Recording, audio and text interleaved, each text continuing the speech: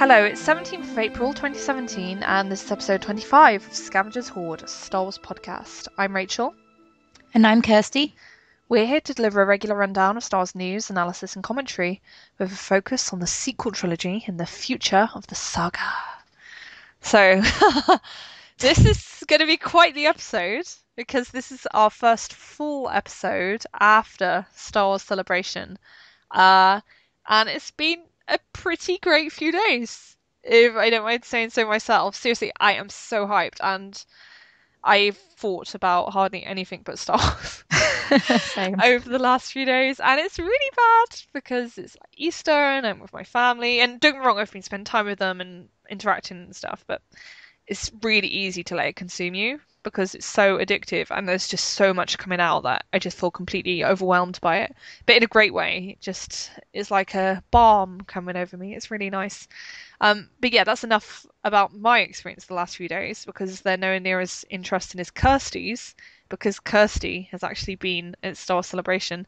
And I'm sure you're fed up with people asking you about this by now, Kirsty, but what was your experience like? Can you summarize it in a few sentences? Oh, I just had a fantastic time. I'm kind of sad to be home now.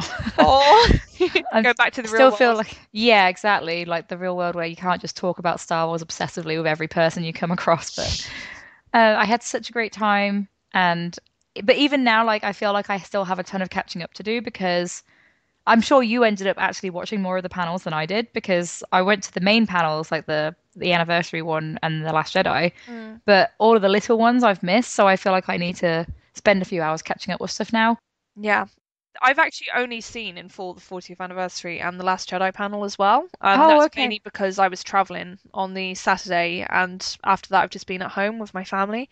So Right. like engaging in Star Wars stuff has mainly been a question of looking surreptitiously at my phone. Okay. So Well, don't worry, we're about level, I think. yeah, after we finish recording, I'm probably going to go and watch the Rebels one because I hear there were some exciting reveals there. But Yeah. yeah, like the Saturday and Sunday, I mostly spent like meeting people and hanging around on the convention floor, like looking around the exhibit hall and stuff. Yeah. Because obviously a big part of Celebration is meeting other fans too. It's not just about the panels and the news. So Yeah. trying to find that balance because the first 2 days were mostly about queuing and those two panels. So Yeah. I was going to say that must have been so refreshing to just not have to queue all day and yeah, just like be able I to go around at your own pace. yeah, there were a few panels that I kind of wish I'd gone to, but it was just not feasible. Otherwise I would have spent so much time in line, Mm, and you just kind of feel like you're wasting your time. So yeah. gotta pick your priorities, I guess. Yeah. No, exactly.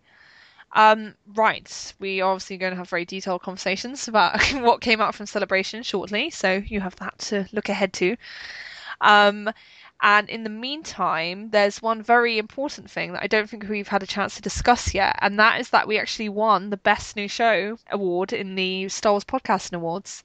So yeah, we were absolutely thrilled about that. So thank you so much to everyone who voted for us because it really means a lot and it's so, so amazing to get that kind of recognition so early. So thank you. Yeah, thank you everyone. I still can't believe that, to be honest. Yeah, it was such a wonderful surprise. So thank you everyone for the support. We're really grateful for that. So No, it was awesome. And yeah, just as usual, if you have a moment, it would be great if you could rate and review us on iTunes because that really helps us out. And if you've already done so, thank you so much. So it really helps us along. And on this episode, we're not going to do questions because, as I'm sure you can imagine, there are a million and one things to talk about from Celebration. So we obviously want to prioritize that rather than following the usual format. But if you have questions for next time, please do send them to scavengershoard@gmail.com and we will get to them when we can. Okay, and then to move on to the first thing to come out from Celebration, which I think was actually released like the day before, like it was announced just before the event started. yeah, I remember reading about it on Twitter while I was in the line. So it was the Wednesday night. I think it came out at like midnight. Yeah, no, it was a really cool announcement. I can't help but wonder if it's the kind of thing where they announced it a bit early because they knew it was inevitably going to become overshadowed by what was to come Mm. with like The Last Jedi and stuff. Yeah, it's possible. I think it's probably a smart move. Right, so yeah, we are going to touch upon first of all the announcement of Forces of Destiny, the new Star Wars animated series, and this is from the StarWars.com website. It goes Rey, Ahsoka Tano, Jyn Erso, Princess Leia, Sabine Wren, and other icons of a galaxy far, far away will take center stage in Star Wars Forces of Destiny, a new animated microseries and initiative celebrating some of Star Wars' most beloved and inspirational characters. Announced by Disney and Lucasfilm today, Star Wars Forces of Destiny launches in July with a series of animated shorts, 2 to 3 minutes each, on Disney YouTube, exploring all new adventures of the fan favorites. A two-part TV special featuring 8 additional shorts will follow on Disney Channel in fall 2017. Significantly, Daisy Ridley, Rey, Felicity Jones, Jyn Erso, Tia Sarkar, Sabine Wren, Ashley Eckstein, Ahsoka Tano, and Lupita Nyong'o, Maz Kanata, narrating the series, will all reprise their roles for the show. Hasbro is set to launch a line of Star Wars Forces of Destiny toys, including new adventure figures, a fusion of traditional dolls and action figures. The toys are 11-inch in scale and feature multiple points of articulation, as well as dynamic action, including Rey swirling her lightsaber. Villains, such as Kylo Ren, are also on the Rey. And I don't think it's mentioned in like the particular part of the press release I read, but I know there's also going to be a Padme short. I'm not sure there's going to be a Padme doll, but I just hope so, because if not, that is a serious missed opportunity. Mm. Because with all those costumes, like what little Oh, girl for wouldn't sure. want to dress up a Padme doll? It's Yeah, I'm like a surprised there no-brainer. hasn't been one already, to be honest. Yeah, like there are lots of Padme dolls out there, but they're really old ones. They're like from when the Phantom Menace came out. Yeah. They did like a line of what were basically Barbies, dressed in Padme's clothes. I have one because I gave one to my niece. It's pretty badass. But yeah, what did you make about this announcement? Like, were you excited to see this? Yeah, I was. Like, we'd heard about the Forces of Destiny name being trademarked by Lucasfilm a while ago, so we were all speculating on what it could be. But it's just so cool to see this, like something that's clearly just marketed primarily for young girls.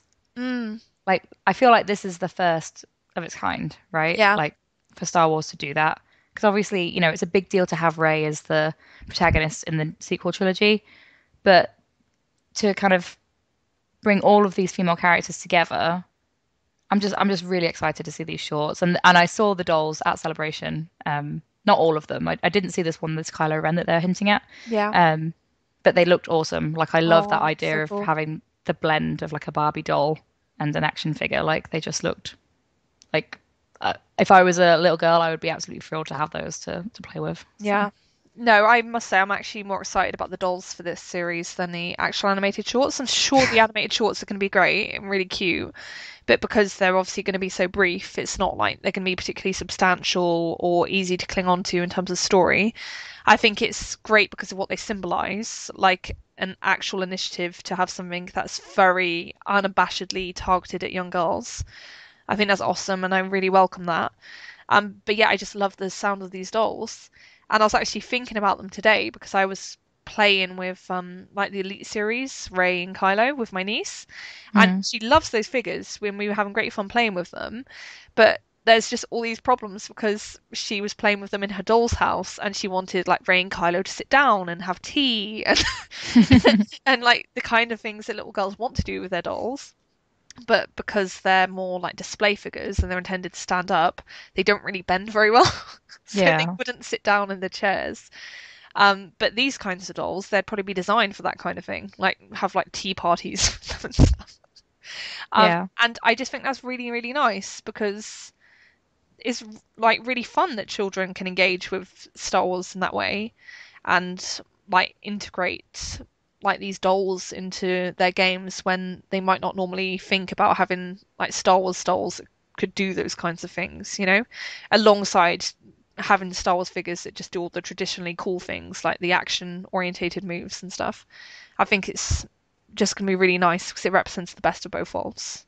yeah, yeah. I just think it's awesome news. And like you say, like they can be played with in things that aren't necessarily Star Wars specific. It can be like this, crossover thing where Star Wars just becoming more and more a normal part of little children's lives because it's like they've had such an emphasis on action figures for Mhm. decades now. Like, Star Wars kind of led the way for that kind of cross merchandising thing, but it kind of draws attention to the fact that there hasn't been this kind of emphasis for marketing for girls before, so it's really Yeah. cool and about time. So Yeah.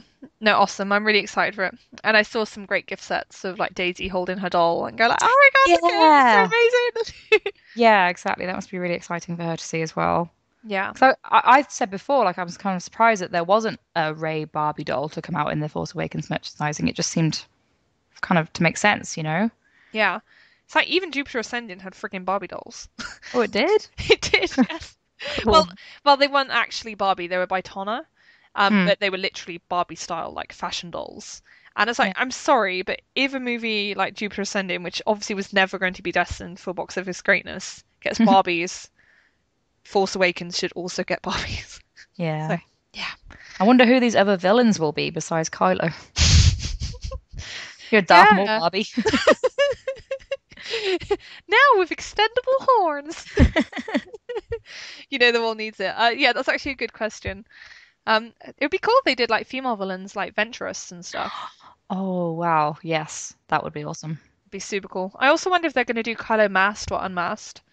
Because I know, again, thinking back to my niece, I know she much, much prefers having like unmasked dolls. You know, I think it's important for children, especially younger children, to see faces and stuff. I think they engage with faces in a way they can if it's just like a dude in a mask. So, yeah, I'd like to see it unmasked, but we will Yeah, see. it's possible that that's why they haven't released his doll yet because they were waiting for people to see him unmasked in The Last Jedi. Yeah, that's very true. Oh. So they'd probably do it as a Last Jedi tie-in thing. Hmm. And yeah, and that brings us neatly on to the Last Jedi panel. Um, and yeah, again, I think it'd probably be a good idea to have a little preamble from you here, Kirsty, because you were there in the room at the time when this panel was going on, and it must have just been such an amazing experience because I was watching it from home on the stream, and it was already just like such a transcendent, amazing thing, and I was just so buzzing from it, and I was like, I can't believe this is real, and it was really Yeah. amazing. Was it just incredible to be in that room? It was so exciting. And like everyone I was with, obviously, like everyone in that room had lined up overnight, so we were kind of exhausted. But I said on the little quick podcast we did in the week, that Brian Johnson had come out the night before and like said hello to everyone and signed our stuff and taken photos of us. So it was like we knew that they were just as excited for it as we were. Mm, Um, and it was just such a great atmosphere. Like the crowd was really responsive. I'm sure you heard that over in the live stream, right? Like everything was being cheered and yeah. was so excited to see all this new stuff.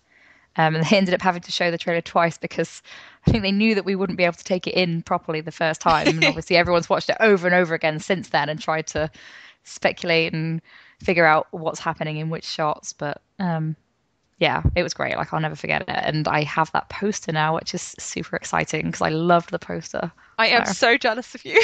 sorry, I wish I could have grabbed a second copy, Oh no, but no, no, don't worry. It's not jealousy in the way where I curse you, Kirsty. I will never forgive you. I'm really happy you have it. It's such a beautiful poster. I heard that people were listing them on eBay and they were going for like $500, which is insane. That is insane. It is a Yeah. pretty gorgeous poster. Yeah, mine will not be for sale though. I'll be keeping that forever. So Yeah, I think I'm just gonna go straight to the reproduction version. yeah. It's like, not fussy as long as it's good quality and it's all its beautiful gorgeousness. It's actually my lock screen now. Um, Oh, mine too. oh really? Nice. Yeah. But yeah, we will have a proper full-on discussion about the poster in due course. Uh-huh. Right now we're just going to talk about the panel, so that basically just means the stuff that was said at the panel and like how it was structured and whether you think there were like interesting omissions and stuff. Yeah. I was so excited when Josh Gad came out. That was something I was not expecting. Yeah, did you know he was going to come out as soon as they started showing the clips from his No, videos? I had no idea. This probably seems really obvious in hindsight, but I Yeah. was just like, oh, cool, they're showing the videos that went viral. Oh, yeah, these were funny. And then he walked out. I was like, oh my God, that's awesome. As soon as I saw him come out, I thought, wow, those social media videos were like a great like job interview for that. You know, it's like a Yeah, great demo. It's like, yep, yeah. I can do And this. obviously, he's already in there with Disney. Yeah, Um, Olaf. yeah, and LeFou as well. Yes, it's true. Um, It was very yeah, good as LeFou, so actually. I just thought he did a great job as host. Like he's really funny and seemed really relaxed, and obviously he and Daisy have like a genuine friendship. Yeah. So yeah, it was just an awesome choice, I thought. It was really nice. Did you notice that they edited out the "What's the deal with Raylo" question when they were showing the clips from at the beginning? I did, and I wasn't surprised. Like, it'd be weird for them to mention a ship name. I know that they were kind of like later on they were like, nudge like wink wink to Storm Pilot a little bit, Yeah. but I don't think they would ever say the Storm Pilot like name, So Yeah. I don't think it was the only thing that they'd edited out. Obviously, they were just kind of like giving us glimpses of it, and Oh yeah, most yeah. people there had probably watched those videos at some point. So Oh sure, yeah. No, it wasn't the only thing that was omitted. Like I think it's that in particular. It's just one of those things that if you'd brought up there, it's kind of a bit of an elephant in the room, hanging over the things as well. You don't really want that. I think they know that it's quite a controversial thing right now. So Yeah, exactly. They're probably like, best to avoid. let's not talk about that right now. Yeah. I mean, they didn't. They barely talked about Kylo at all. So Yeah, yeah. So that's going to be one of the interesting omissions to discuss. Yeah, I guess like the first comment that was made that I felt was really, really cool and I just loved was when Ryan was saying about how Carrie like basically helped him with the script. yeah, I I would thought that was love awesome. that because obviously we know that Carrie helped to refine the scripts for the earlier Star Wars films. I think in particular The Empire Strikes Back, she really helped to like sharpen up the dialogue, particularly for Leia, and it just really shows by like how witty and sharp and everything Leia is in that movie, Hmm. and it just makes me so excited to think that she also had that kind of input on The Last Jedi. And did you like that, Kirsty? I did, and Carrie is a fantastic writer, and I just think I can't imagine like a better way to have like Carrie and Leia involved with Episode 8 as like her last film. Yeah. It made me like I was already, you know, excited for Ryan's writing himself because he's very talented too, but like Hmm. just to feel that those two were partnering on that is really special.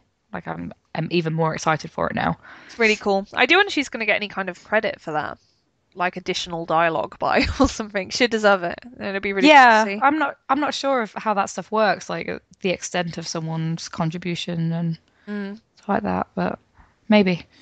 Yeah, we all have to see. Um, I mean, I wouldn't be surprised if they dedicated the entire film to her memory. So, yeah, no, they should. I bet that's probably going to be the first screen to come up, like maybe yeah, even before director, like at the end of the movie, like in for Carrie or something. yeah. Um, it'd be very appropriate.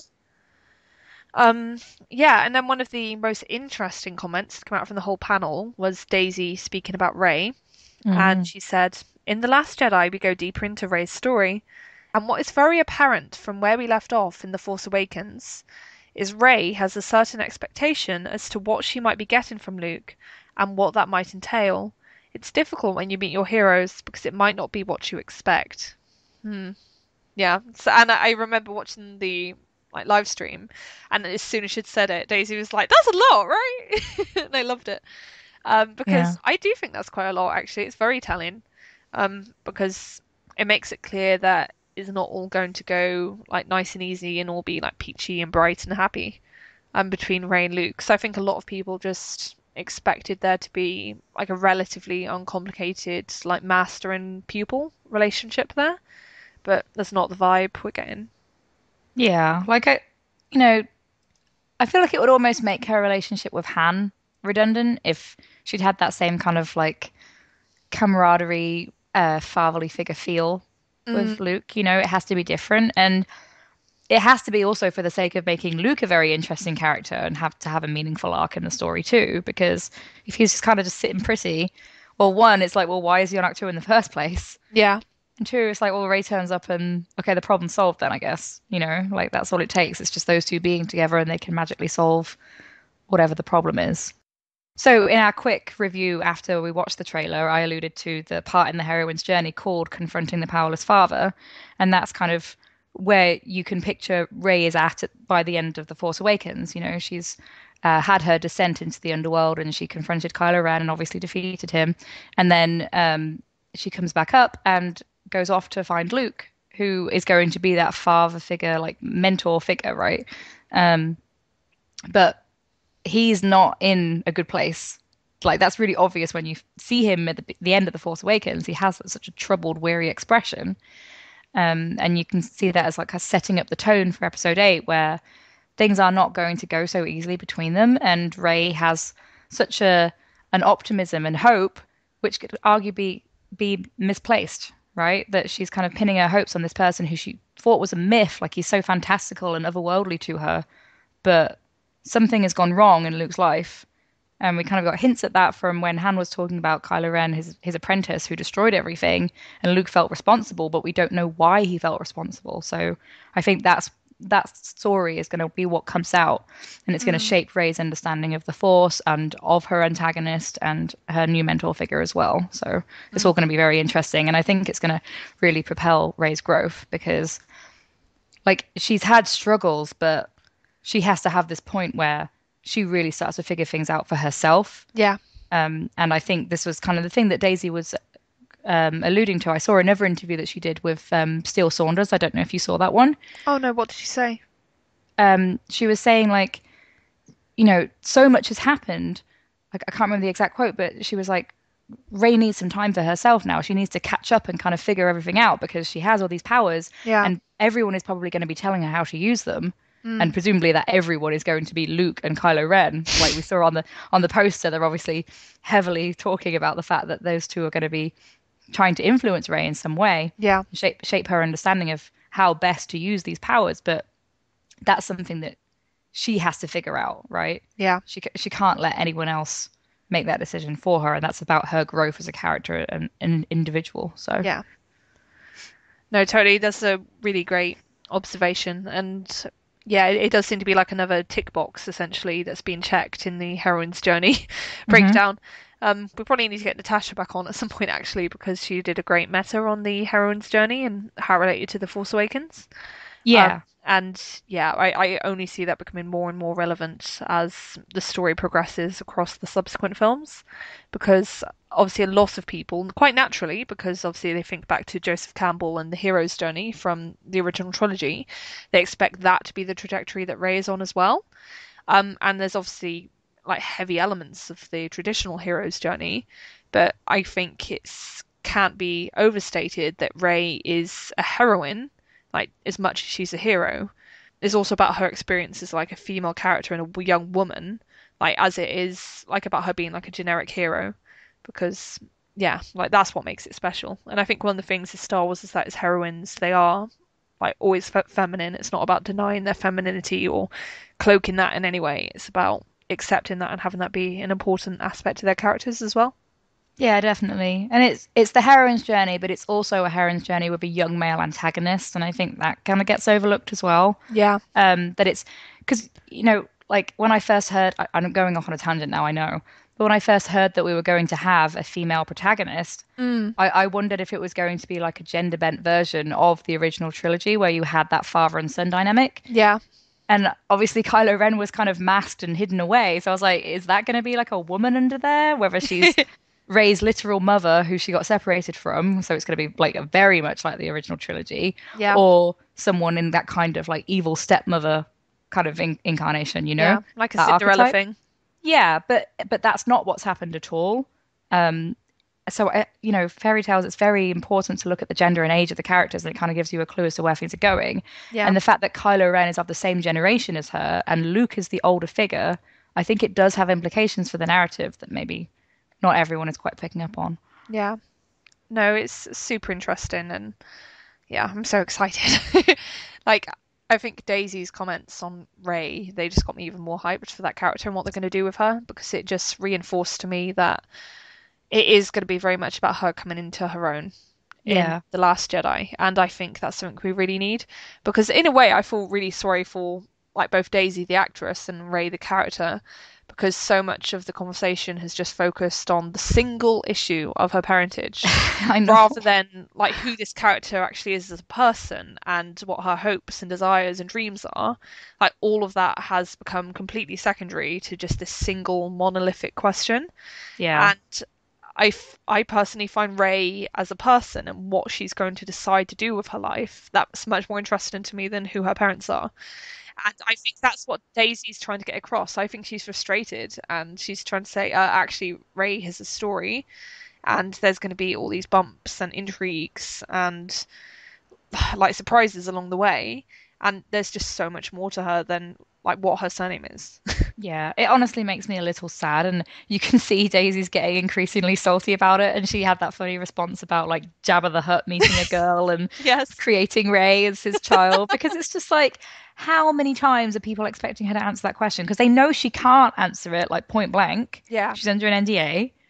But like, yeah, there is so much more to this character than who her parents are. Like, and I think that was part of the point of The Force Awakens that I know I'm preaching to the choir here, but, she said, like, I'm no one. The point is that she starts from nothing and she has these powers and they're hers. Yeah.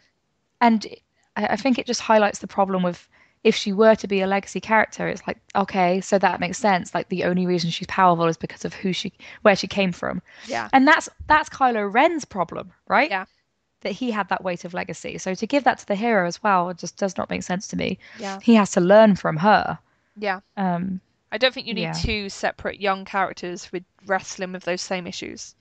There's something repetitive in that because obviously in the original trilogy you had Luke and Leia and they were technically twins, but that was only conceived of as an idea when the Return of the Jedi was being made, and it had no ramifications really for Leia's story. Leia's story in the original trilogy is a very different type of story from Luke's, Definitely. and so it's not repetitive at all, like because there's not that like thematic similarity. Whereas if they were to say make Rey and Kylo cousins, then they'd immediately be dealing with very similar baggage. It's like, oh God, we're grandchildren of Anakin Skywalker, Darth Vader. What does that Mm. mean for us? How do we cope with that?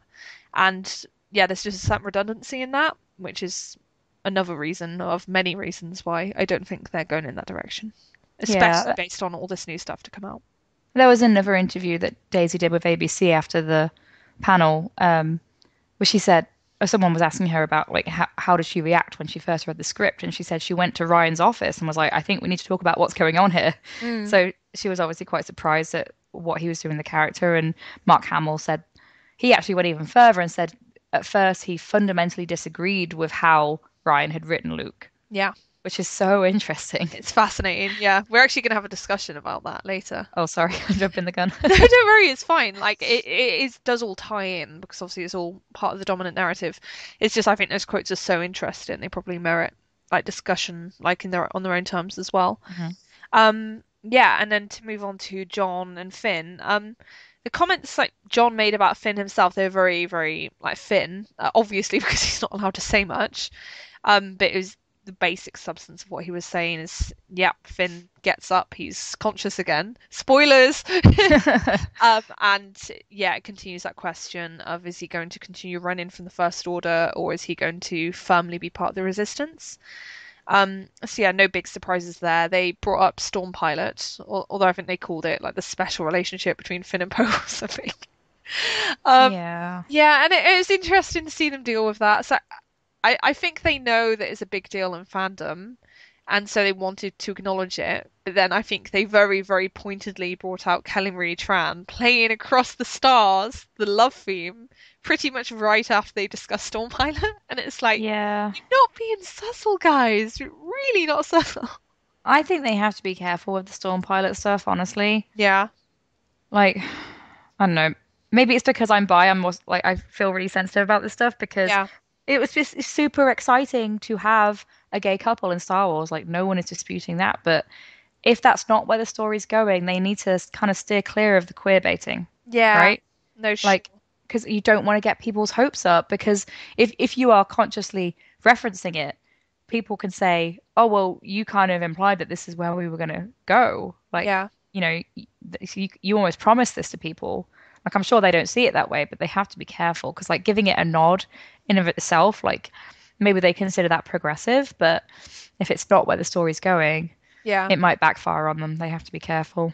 Yeah, no, they do. And I think there's also the risk of saying, well, we know you really, really want Storm Pilot, but here's what you're actually getting. And that was kind of the message that came across to me. And it's like, we're not sure how well this is going to go down. Yeah, because I think they said, like, how does that relationship blossom or something? It wasn't like in strictly platonic.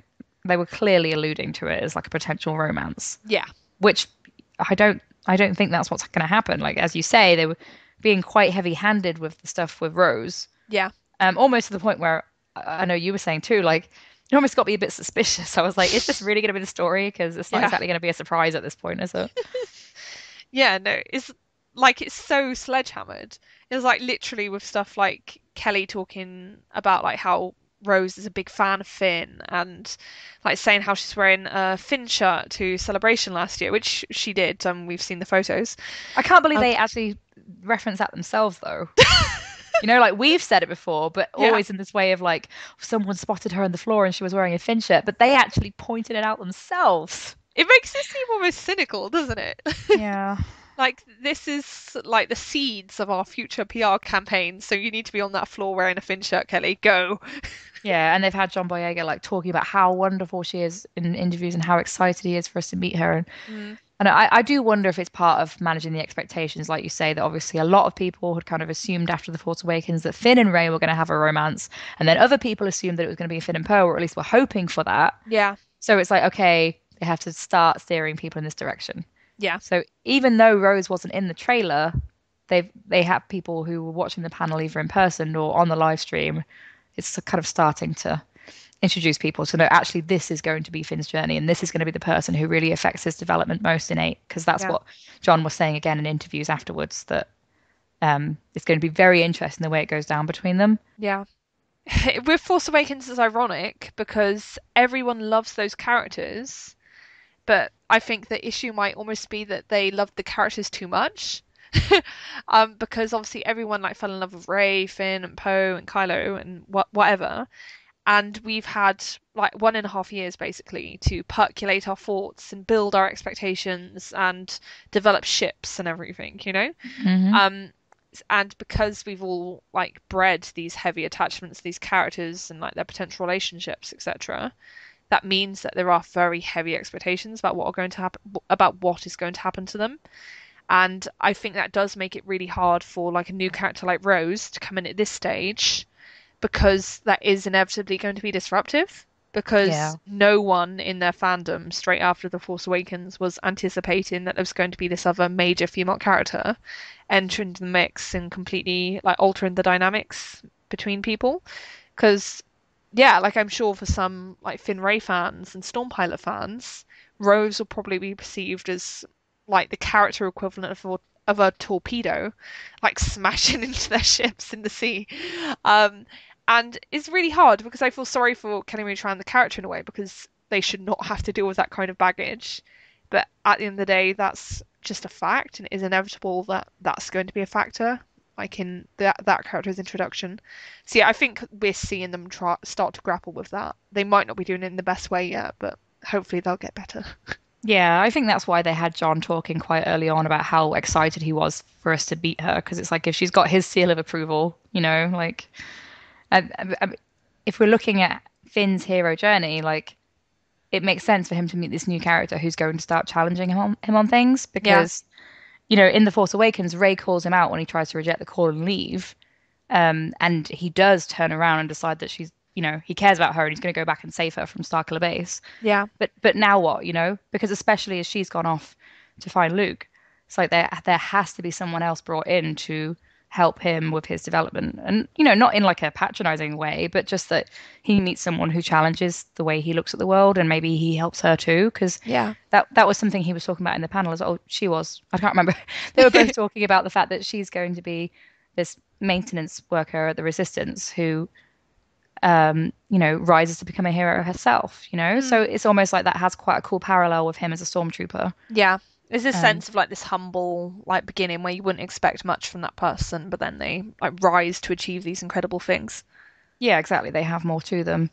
Yeah, Um, and yeah, like you can kind of see the potential there for how they're going to pit off each other and kind of spur each other on and achieve something together. yeah. So No, it's really cool, and I really like the like just I liked Kelly Marie Tran. She was lovely. And yeah. I'm really excited to see her in the movie. And I just love the first picture of Rose as well. And I know it's like a cliche, and everyone is saying this at this point, but she really does look so adorable. Yeah. It made me laugh because I was like, Oh, that's the radar technician, you know? Like Yeah, you're gonna there's have gonna be so much potential for like crossovers or like Matt the radar technician getting together with Rose the mechanic and stuff. Yeah, I thought that was awesome. Yeah, it's gonna be really cool. Right, and then we obviously had Mark come in to the room, and yeah, he was wearing like a very sleek black get-up, very Return the Jedi look, very foreboding potentially, depending on how hyperactive your brain is. Um, and yeah, he was just talking about the nature of Luke's involvement, and he said, to a certain extent, it's not Luke's story anymore, but I think he's an important part of the overall arc of the saga, and again, there's a lot of mystery about him, even within the film. You have to fill in your own backstory. So Kathleen Kennedy butting in, she basically said, he is so significantly important to this next film, Mr. Modesty. Oh, it was a bit cringe to watch it. It's like, It was a little awkward yeah, because, you know, and this isn't the first time that Mark said this about Luke, right? That it's not really his story anymore. He's not the main hero, and the unspoken thing is there that Rey is, you yeah, know, or at least in that side of the story. Obviously, Finn isn't his own, but um, you know, like it changes the dynamics of and what your expectations will be for the story if he is not the protagonist, because yeah, he can't be, because that's Rey. He's there to support her development, and obviously he's going to have an interesting arc of his own if the writing is good. yeah, But oh, it's a bit like I know they've obviously been worried, especially after The Force Awakens, where they, you know, Luke fans did not really get to see him, so their expectations are built up even more. And Kathleen Kennedy is obviously, you know, trying to almost do damage control there to like make sure that those fans don't feel disappointed or confused as to why the hero of Star Wars is no longer the hero. yeah, But it just can't be that way anymore because he's gone through his hero's journey, you know? yeah, And it almost might be that to aid Rey's, he has to regress a little bit and have this crisis of faith that she then comes and helps him out for. And I yeah, know that some people have not been quite positive about this idea that like, oh, why should this random girl come in and help Luke Skywalker? It's like because that's the story, you know. yeah. It's about her journey now. It's Mm. yeah, it's a little awkward. Yeah, no, it was a bit cringy. Um, like, and I'm definitely more inclined to trust Mark's comment rather than Kathleen's because I think Kathleen in that situation, she's probably hyper conscious that there's a massive crowd, probably filled with thousands of people who just adore Luke Skywalker. And for a Yeah. lot of them, just their dream Star Wars movie would probably be 2 hours of Luke using the green lightsaber to like slaughter stormtroopers. That'd probably be like the pinnacle. Um, and yeah, I think there's just this consciousness of the fact that for those people, the idea of Luke taking a back seat to this young girl who they're probably not as invested in because she's not the hero they were watching in these films as a child, like they're not going to be as gripped by that story as they are by Luke's story. So I think Kathleen was just trying to bring it back around to Luke to say, no, no, don't worry, there's still lots of Luke and he's still super, super important. So you please don't freak out. So yeah, I think that's what was going on there. But like, I think Mark is doing the right thing in trying to modulate expectations because, of course, it's Rey's story now. Like Yeah. the Star Wars movies, like are always about like a youth, a young person bringing hope to a hopeless galaxy, and that's not Luke's place anymore. He's already done that. It would be very repetitive if Luke were to be the savior of the galaxy again. Um, so yeah, people should prepare, I think, for Luke to be secondary, but he's still very important, obviously. Look at his freaking face on the poster for a start.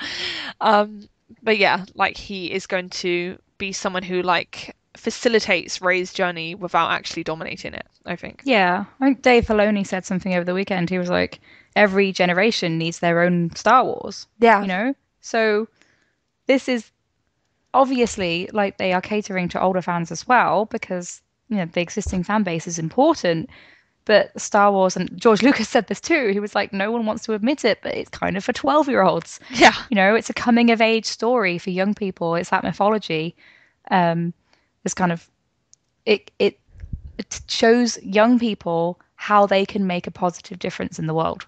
yeah. You know, like that's No, what it's for. definitely. So I really hope some people like, you know, it's great to love Luke. I'm really excited to see what they're doing with him. He hasn't he's not been my favorite character. I know he's your favorite from the original trilogy. I've said Hmm. before that Han is mine, but Yeah, I'm actually really excited to see what they've done with him because I think it's going to be super interesting that they're not taking that easy road of him being like, oh yeah, I can fix everything. Because if he was going to fix it, it wouldn't be there wouldn't be any need for Rey. Like this, the story wouldn't even be told because this is about what happened after Return of the Jedi when everything went wrong and Kylo Ren fell. Mm. So if Luke was able to fix it, none of that would have happened, you know? Yeah, exactly. It would have already been neatly dealt with, and the events of The Force Awakens would have been completely redundant and probably not occurred.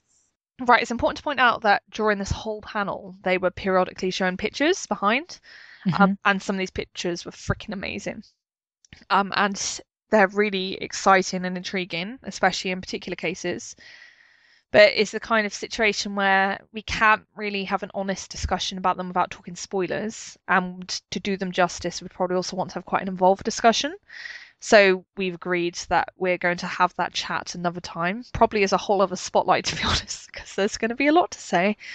Um, yeah, and it's going to be extremely interesting to discuss them. One superficial, completely non-spoilery thing I can say about those photos is that Carrie Fisher's costumes look amazing. She looks so Yeah. good in The Last Jedi, and I'm really happy because her costuming in The Force Awakens, it just wasn't doing her any favors at all. Like they were either really bland or like really predictable costumes. I liked the dress she wore at the end, but we only saw that for a few seconds. Yeah, I did like that, and it was easily the best thing she wore in the movie. It still wasn't particularly flattering in my opinion, but yeah, I just like love like the robe she's wearing and like the cloaks and everything just suits her so well. Hmm. And it's the kinds of things where if I were Carrie, I'd have probably said, "Hell yes, give this to me," and like taken it off to wear at formal events and stuff. So it looks so great. Yeah, I remember she was like joking about how she looked like a gas station attendant for most of the movie because she's just wearing that kind of like tunic and pants and boots, and it's like, come on, you can give her something more exciting to wear. I know they were like trying to make sure it was clear that she's no longer Princess Leia, you know, she's a general, Yeah, but she can be glam too. yeah, exactly. And I really like that. So it seems like for The Last Jedi, they're really doing Leia as like a regal figure, Yeah. and that's like the emphasis they're putting on for her character. So yeah, I'm really excited. It's gonna be really cool. Yeah, and one thing that I found really, really interesting was what was not said, and the biggest elephant in the room was probably Kylo Ren. Hmm. Did you feel that as well, Kirsty? I did. Yeah, at one point they put up on screen a picture of, well, Kylo was in the middle and then they had Hux and Phasma on either side of him and they said, "Oh yeah, the First Order are back," you know. They didn't talk about any of the characters specifically, and it almost seemed like they were hinting at the fact that Adam Driver was going to come out because obviously a lot of the other stars had, but then he didn't. So I don't know what happened there, like if they were like amping it up to introduce something else, or did you get that feeling when you were watching it? I totally did. At that point, I was like, "Oh my God, they're bringing Adam out," and I got really excited for a moment, and I could sense this like swell of anticipation in the crowd in the room as well. Yeah. So it's just really vocalized that excitement, presumably for Adam to show up. But yeah, he didn't. But then my extreme disappointment was immediately relieved because we saw what Kylo is going to look like in The Last Jedi. Hmm. And while this was really shown without any comment at all, it was just very much done in passing, like, oh yeah, there's the First Order connection with Finn. And then, like you say, they showed this montage of 3 photos of Kylo, Hux, and Phasma, and Hux and Phasma look the same. And the most surprising thing is that Kylo looks pretty much the same as in The Force Awakens. Because at first I really had to squint to see, wait, that's a scar? Really, really? That's the scar? Because obviously in The Force Awakens he had this enormous gash across his face. And I thought best case scenario there was going to be like quite a thick red line going down. But Yeah, same. in the final version it's like nope, little pencil mark. It's practically faded to nothing. It's yeah, like it's a great advert for Bacta to be honest, and its healing powers. Wow, yeah, give me some of that, please. Yeah, I honestly wasn't expecting them to show unmasked Kylo in any of it. Like, No. you know, not at the trailer and not any promotional images on the side as well. So that was a pleasant surprise. But yeah, like you, I was just kind of surprised that the scar had faded so much. Mm, Because we've talked before about the kind of the symbolism behind that of Rey scarring him like that so noticeably. yeah. I don't know if they originally intended for him to have a more noticeable scar and then, you know, were practicing with makeup and decided it didn't quite work for the character or what. But I think most people have been surprised because I've seen people like putting together these funny posts of like what we were expecting, and there's all this fan art of him like losing an eye and losing his hair and like looking more and more like this decaying Sith Lord, you know.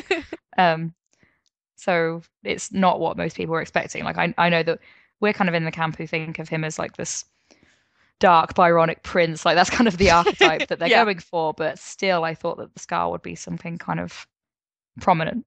Yeah. Um, so yeah. Yeah, no, sure. I was very much taken aback by his appearance. And like even just like the nature of that photo, because he has like such a soft, benign expression on his face. Um, so I guess like if you think back to the first publicity photos of Kylo we saw when he was masked, he all had these like very like stiff, like typically Star Wars villain postures, you know, like wielding the lightsaber, looking very menacing and scary. But in the first image of Kylo Ren in The Last Jedi that we saw, he's literally there, just like looking very like contemplative and like a little bit sad. And Yeah, it's like very this, human. exactly, it's very humanizing, and it was just not what I was expecting at all. I was very pleasantly surprised. Like you, I was not expecting them to promote maskless Kylo at all, but it seems like they've gone the complete opposite direction, and instead they're just totally doubling down on maskless Kylo because Mm, there is no hint of Kylo's mask apart from in the trailer where it's shattered. Um, and yeah, there's a lot to say about that, and right. what it could potentially mean, which we'll get to in due course.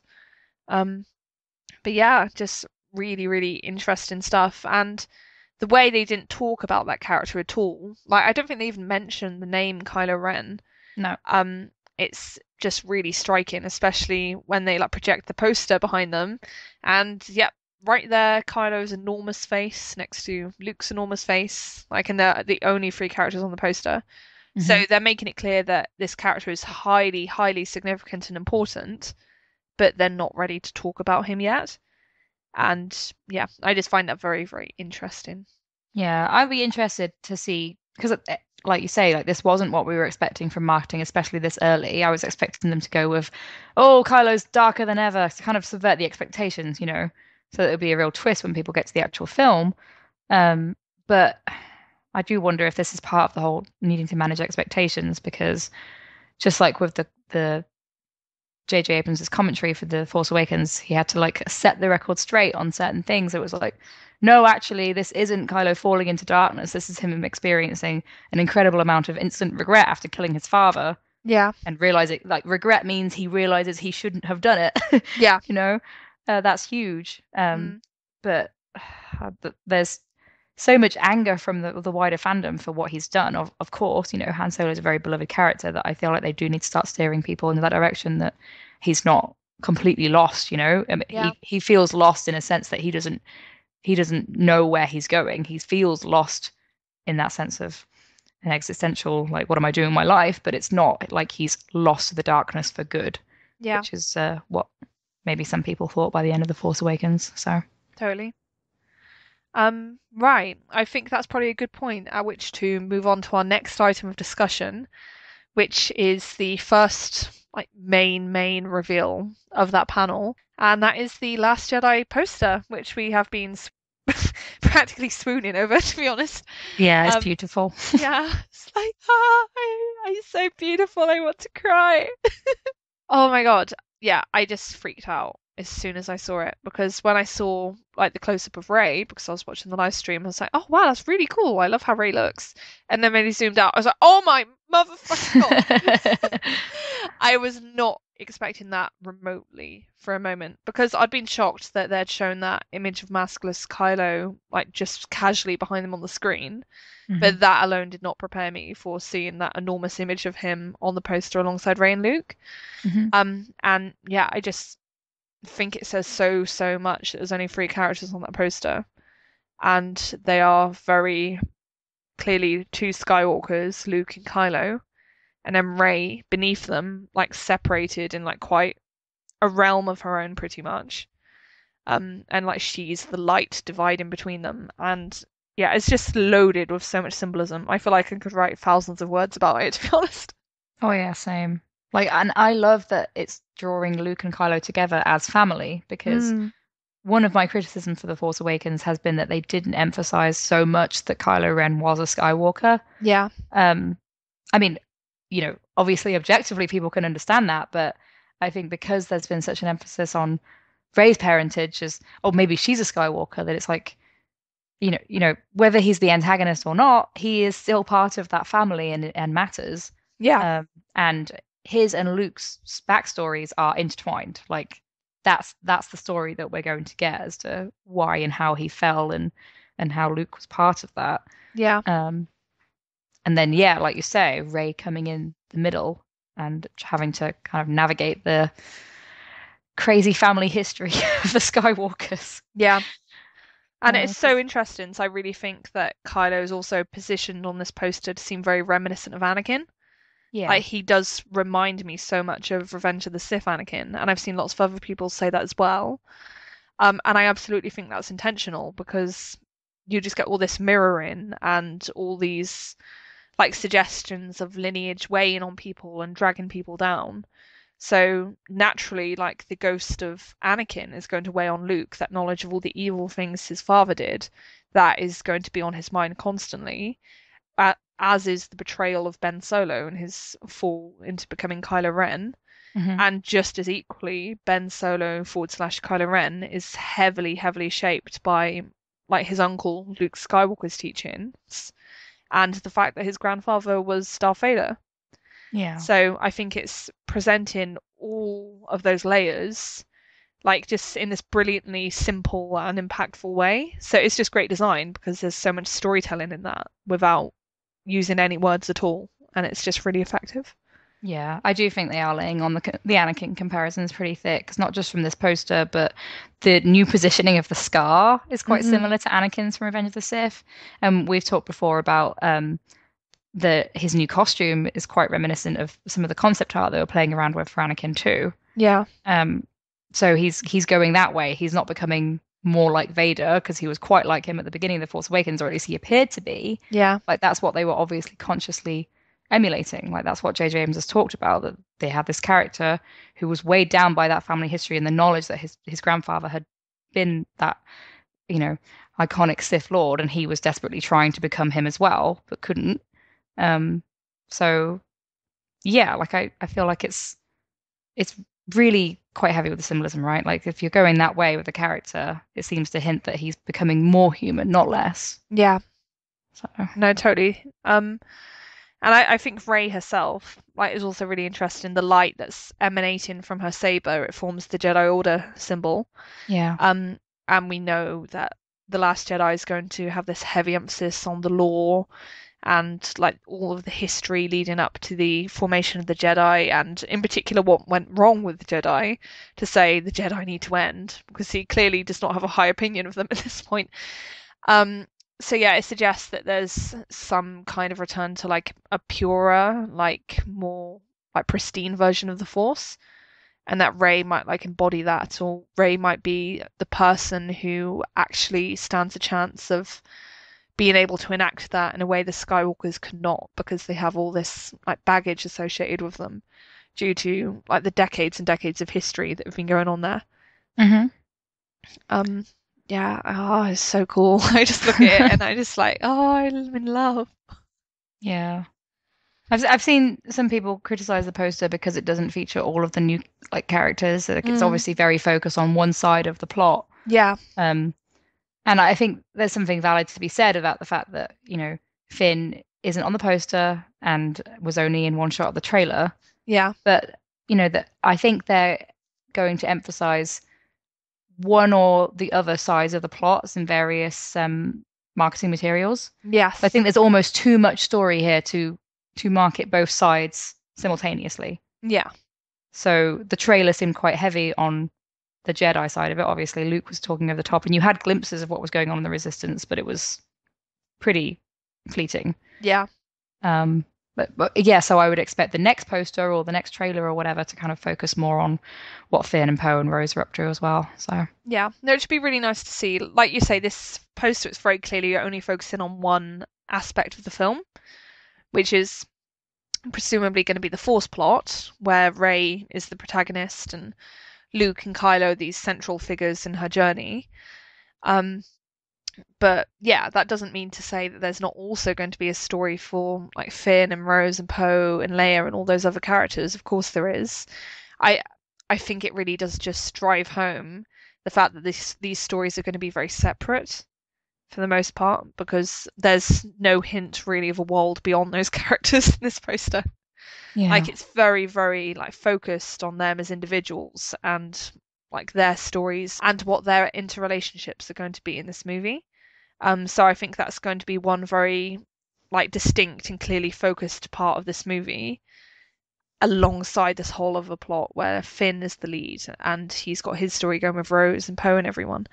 And I understand that, so I think in a way, if you try to like integrate Finn into this element of the plot, then he'd have probably inevitably been like shortchanged somehow, because you can't really have two different protagonists vying for like attention in one single strand of the story, if that kind of makes sense.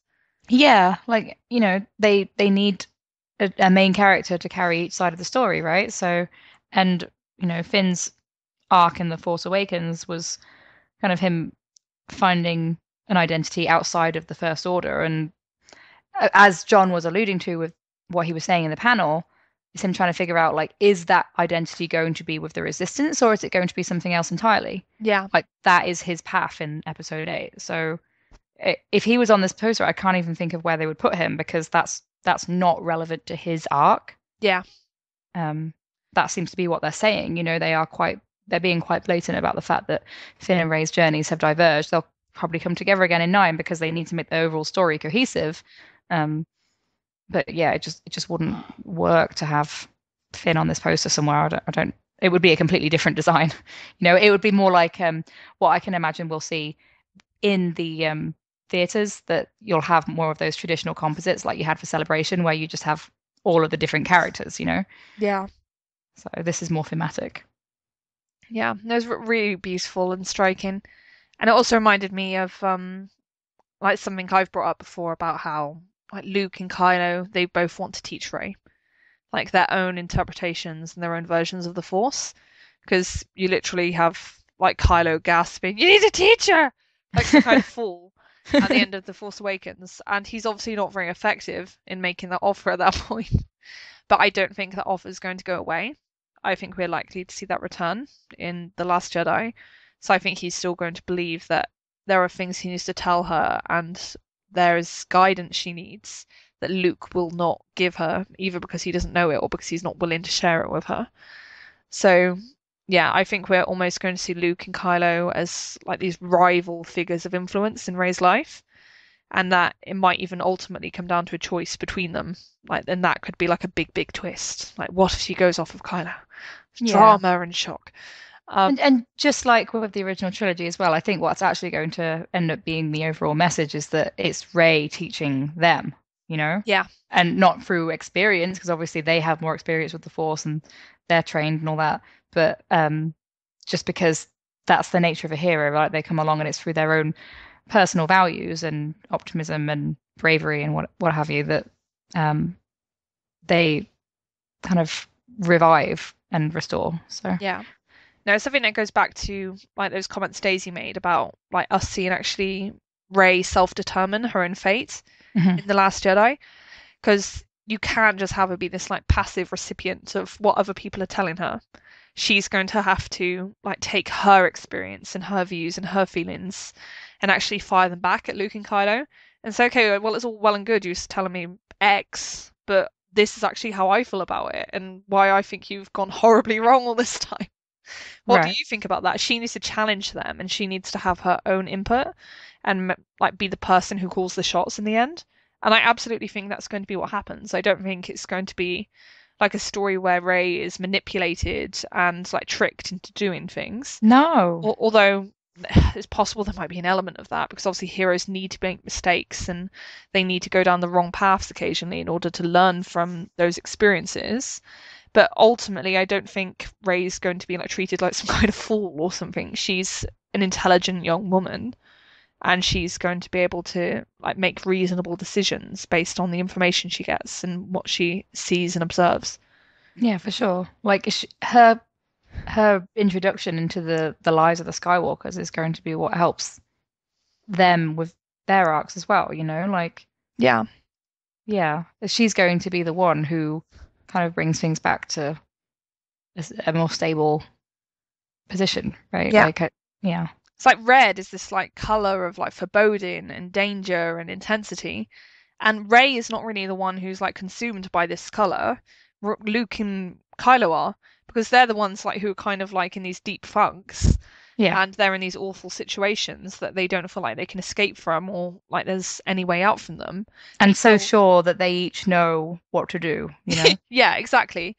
They're like both dogmatic. They're both convinced that they're correct and that everyone else is wrong and that they're just not being listened to. It's quite childish in a way. Hmm. And yeah, I think Rey needs to come along so that she can knock them over the head and teach them some sense, to be honest. I think they both need it. Yeah. Um, but yeah, just it's such a beautiful poster and I can't wait to get on my wall. Are you going to get yours framed, Kirsty? Oh, definitely, yeah. Yeah, it deserves it. It's precious. Right, have we said all we want to say about the poster? I think so. I mean, I'm sure we'll come back to it at a later date because there's so much going on there and it'll probably feed into other things as we learn more about the story itself. Yeah, no, totally. It's so exciting. Right. And then the next thing is that there's obviously a trailer for The Last Jedi. There would have been riots in the streets if there had not been a trailer for The Last Jedi. Um, and yeah, basically, before I say anything else, I want to explain that we're not going to be doing like a really detailed breakdown saying, oh, in this image, Rey is doing blah and this means blah. Because we really genuinely think that needs to be its whole own discussion. We can't do that justice while also summarizing the other things that happened at Celebration because there's simply too much. So we're going to come back to that and do a whole other spotlight or maybe even a whole other episode. We'll have to see on that particular topic. But yeah, I just wanted to more make this like a general discussion about that trailer and like what our feelings were about it. And yeah, so what was it like seeing that in the room, Kirsty? Oh, it was fantastic. We were so excited. Yeah, it was a fantastic atmosphere. And yeah, there was so much going on that I'm glad they played it twice because even then, like I've had to watch it several times since then just to kind of remember all the different things that are going on. And obviously you only get these little snapshots of things. It's a teaser, so you're not supposed to get an overall sense of the plot. It's more like overarching themes. Yeah. And I'm guessing because, you know, like they did with Rogue One, The Force Awakens, quite a bit of this probably won't end up in the final film. It's just kind of supposed to give you a taste of what might be there. Yeah. Um, but yeah, I was really pleased with it. Like it's going to give us a lot of things to chew over. So Yeah. No, I really liked it. I thought it was like a very effective trailer and it did what it needed to. So it's really just a teaser. I need to say teaser, not trailer. And I think it was just a great mood setter because it really did establish it as something very, very different from The Force Awakens. Because The Force Awakens is obviously like a much more like jaunty and jolly movie. And I'm not saying there's not going to be fun in The Last Jedi, of course there is. And Ryan's been quite outspoken about wanting to make his film a blast and an adventure and stuff, which is great. But yeah, you really do get the idea that it's digging deeper and actually getting to the meat of things.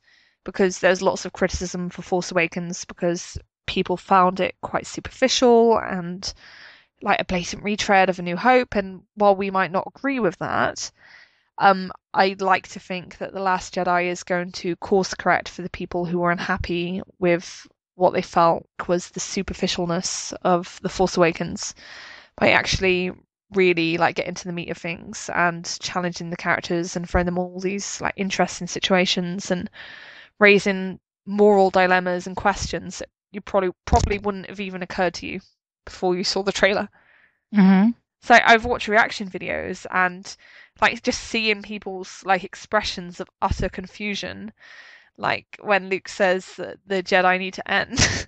People are like, "What?" Well, I mean, it's called The Last Jedi, so he wants to be the Last Jedi, right? I think it's absolutely fascinating that essentially Luke and Kylo want the same thing. They just want to go about it in different ways.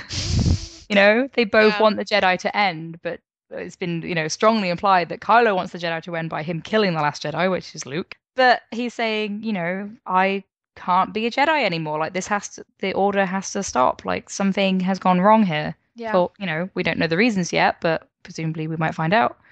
Mm. So yeah, I think it's very interesting that they essentially have the same goal. They're just going about it in very different ways. Yeah. No, it reminds me of like religious schisms because Yeah.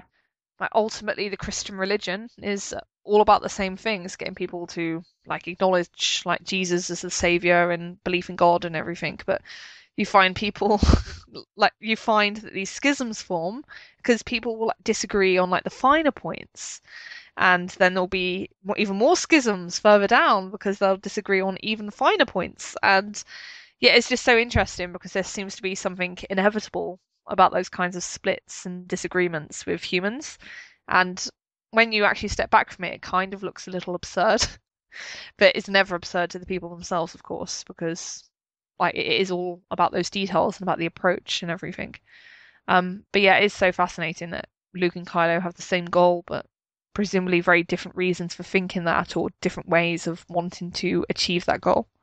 Yeah. And I liked that the trailer kind of drew attention to the fact that Rey is going to struggle.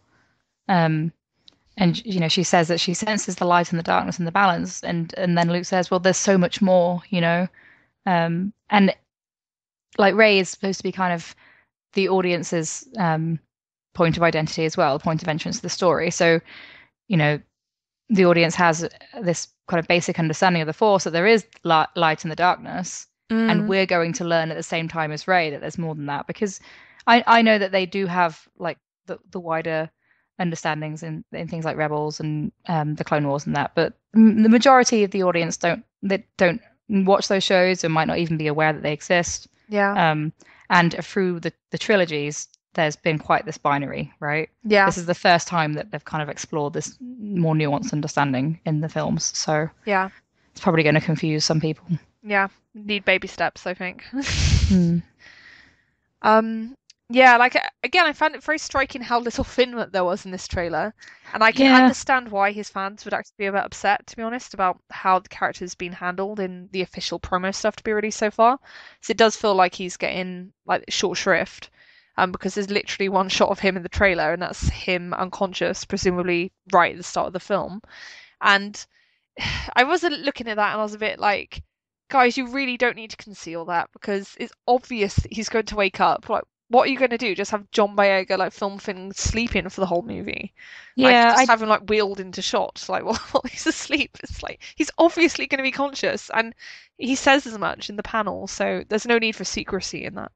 I did wonder if a lot of the footage comes from the first act Mm, or what would end up being the first act. And then it sounds as if Finn's side of the story will be more plot driven. So if they show more of that, it might give more of the story away. I don't know. What do you think? yeah, I definitely think that's possible. And I agree with you that most of what they showed was first act stuff. So if you look at Rey in particular, her hair is always up in the Force Awakens style. Yeah. And we know she changes her costume and she changes her hairstyle later on. So yeah, there's every reason to believe that everything that we see in that trailer, or at least to be clear, everything that we see in that trailer concerning Rey is stuff that happens relatively early in the film. Hmm. Um, and yeah, I think that's inevitable at this stage because they're going to want to keep any big surprises and twists and plot developments out of the trailers. So yeah, that's like a reason why they didn't have too many shots of Finn. But I don't know, guys. It just would it have killed you just to have a shot of like Finn looking dramatically in an obscure direction that would tell you nothing, but at least say, "Hey, he's awake." It's like, Yeah, and yeah, they didn't show him anything of Rose either. So I no, know, they obviously had Kelly at the panel and they introduced the character and they had an image, but most fans out there in in the real world will just watch the trailer, so they might not still be aware that she's been cast and that mm, she's going to be part of Finn's story. So yeah, they're gonna have to work on that later. I also find it interesting how there were quite a few shots that we know were shown to the Disney shareholders in like that sizzle reel that were not here. mhm. So in the Disney shareholders video, apparently there's like a shot of Rey surrounded by lights, like ethereal lights, nowhere to be seen. And there was also a shot of Finn and Rose in that sizzle reel, and again nowhere to be seen. So yeah, it's just interesting. It shows that whatever was shown to the shareholders it was a different thing from what the celebration audience saw. It looked like they had some hints in the photos of things that would potentially have been part of that sizzle reel, but again, that's stuff that probably goes into spoiler territory. Yeah, we'll have another Um, discussion about that. yeah, and I wonder if that stuff is like further along in the movie, so they didn't want to spoil people too much. Yeah. One of the things I've seen a lot of discussion about was whether the dialogue was all from like Luke, the male dialogue, 'cause obviously the female dialogue was all from Rey. I think it is all from Luke, isn't it? Yeah, no, I'm pretty much convinced it's all from Luke. I've seen some people suggest that like there's a line, I only know one truth. I've seen quite a few people suggest that that's Kylo, but I Well, really don't it's think it is. yeah, it's said while Kylo's on screen. So, Yeah. and it interestingly, it does kind of sound like something you can imagine Kylo saying because he is very like, this is the path, and I know, you know. Mm, Um, so again, it kind of brings a parallel with Luke and Kylo, right? That they're both very sure that this is the truth, this is the way it has to go. yeah. Um, so yeah, I think it's interesting that it's something that Luke's saying, and yet you can imagine that Kylo Ren would say something similar. Yeah. No, definitely. Because I've said before about Kylo being like this dark mirror of Luke. And everything we've been getting from like that line being overlaid with Kylo in the trailer to the poster image itself, it does seem to be reinforcing that idea that like Luke and Kylo, they are reflections of each other. Like, and not necessarily in a simplistic way of Luke being the good one and Kylo being the evil one, but like in the sense that they're almost complementary. So they like balance each other out, but they don't want to admit it, kind of. Yeah, it's interesting to think about like how Kylo's character was formed in terms of like what Lawrence Kasdan wanted for the original, what would have been the Revenge of the Jedi, Mm, with Luke potentially going dark and like becoming Vader or like a dark mirror of like, instead of integrating the shadow and staying on the light, mm, that Luke would have fallen to the darkness as well, like emulating his father instead. And that's kind of what they are doing with Kylo, right? As the, yeah. the new generation. So it totally makes sense for him to be a mirror of Luke and to kind of be what could have been had Luke, once he found out that Vader was his father, instead of bringing him back to the light, following him to the darkness like Vader tried to get him to do. Yeah. Which is so interesting. It's like a different path that could have been taken. An Hmm. AU scenario almost. Um, yeah, no, so I think we'll probably leave our trailer discussion there because obviously we don't want to say things and then only repeat them later on when we have the more full discussion about it. Are there any more like general things you'd want to say, Kirsty? Um, I don't think so. I mean, the shattering of the mask was a huge deal, I guess, Yes. right? I have Like, so many thoughts on that. yeah, obviously, people know that I'm all for a Kylo redemption arc, so like that's what it would seem to hint at for me, but I also don't want to be too like, yes, that's definitely what it means. Yeah. Because we don't know the context, obviously, it's completely without it. It looks like it could be shattering on something like a first order ship or like, because it's quite like a cold, clinical environment, it looks like. Yeah. But we don't know who's doing the shattering. We don't know when in the film it happens Mm, or why. So um, it could be something that's not even shown in the film. It's just kind of a symbol. yeah. So, Well, it's funny you should say that, Kirsty. So I've actually gone back and watched that particular moment like 50 times. No, that's an exaggeration. But I have watched that particular moment a lot, and there are lots of interesting things going on there. One interesting thing to note is that you can see smoke coming up from it, which suggests that it's been attacked by like a lightsaber or maybe a blaster, but presumably the safe bet is on it being a lightsaber. right. It's surrounded by glass, which is very curious. My immediate instinct was to think maybe it was in some kind of display case. And I know that sounds a bit odd, but we do have this idea, especially from like the earlier development phase for The Force Awakens, that Kylo's like a relic hunter. Mhm. Um, so I don't think it's beyond the realm of possibility that it's some kind of like display room or something where things are in cases. Um, and yeah, like it would be interesting to me that he'd treat his own helmet as like an artifact. And this is obviously jumping ahead into speculation zone, so don't take me too seriously. But it's interesting to me that he'd treat his own helmet as an artifact, but then for whatever reason become angry enough to actually destroy it and like divide it into pieces with his lightsaber. Because I've seen some people suggest that the destruction of the helmet indicates that that's the character casting away the helmet because he no longer needs to pretend he's evil because he fully embodies that darkness within him. So he doesn't need to pretend anymore. He can just be what he is. And there's no more need for the pretense that the mask represented. But if that were true, I don't see why there would be all that anger directed at the mask, because why would you destroy the mask in such a violent and extreme manner if you were like, right, I'm pretty confident in who I am now, and I'm now going to move on and develop as a dark and evil person. Yeah, I've seen some people say that he would destroy the mask because he doesn't need it anymore because he's fully secure. Because, in The Force Awakens, it's almost like he's wearing it to compensate for the fact that he's just kind of this young lost man underneath. Yeah. So if he destroys it, that means he doesn't need it anymore and he's fully comfortable on the dark side and that's who he is. But I don't know. It's such a symbol of Kylo Ren, That mask has very quickly become iconic that if he's destroying it, it seems to indicate that he's rejecting that identity. Yeah, that's what the clear reading was to me. Although it's interesting because so much of this does depend on the eye of the beholder. Hmm. Because other people are equally convinced that, like you say, it just means that Kylo is getting rid of the pretense that the mask embodies. So yeah, a lot of it about how we see these trailers and these images, a lot of how we interpret them is based on our preconceived notions of these films and these characters and where they're going to go. But yeah, I do think there's merit to our interpretation, and there's also merit to the other interpretation, of course. I can't explain why, if Kylo were merely moving on and were more confident in himself, he would need to destroy that mask. Because I would have thought that mask would have helped him on his journey to becoming dark. It's not like it's a barrier to his becoming dark or an evil or anything. So why destroy it? But Mm-hmm.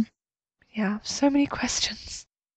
Right, then there is another in motherload basically of information, and it's almost impossible to scratch the surface of this because there were so many interviews to come out from The Last Jedi, because straight after the panel the cast went to meet the press and there were loads and loads of interviews. So yeah, I've just tried to select a few choice ones, and Kirsty, if you know of any other interesting ones, then please do feel free to bring them up because there's so much to say. Yeah, and I think you alluded to this interview before, but one interesting thing was how I think Daisy and Mark were being interviewed by Nightline, and I think Mark was also being interviewed about the same topic by Fandango, and he elaborated on his comments. So I think I'll use Mark's Fandango comments and Daisy's Nightline comments. Sorry, I know it gets a bit confusing. But yeah, basically they were asked, when you guys read the script, were there some big surprises in there even for you? And Daisy said, yeah, I went to Ryan's office and I was like, we need to have a talk about what's happening with her. And Oh. Mark said, I think you'll find some things that will surprise you. They certainly surprised me. I said to Ryan, I think I fundamentally disagree with everything you've decided for me. Now, having said that, I have to accept it, get my mind around it, and do my best to realize your vision. Once I got into it, a lot of my fears went away. And those comments, man, they are so interesting to me.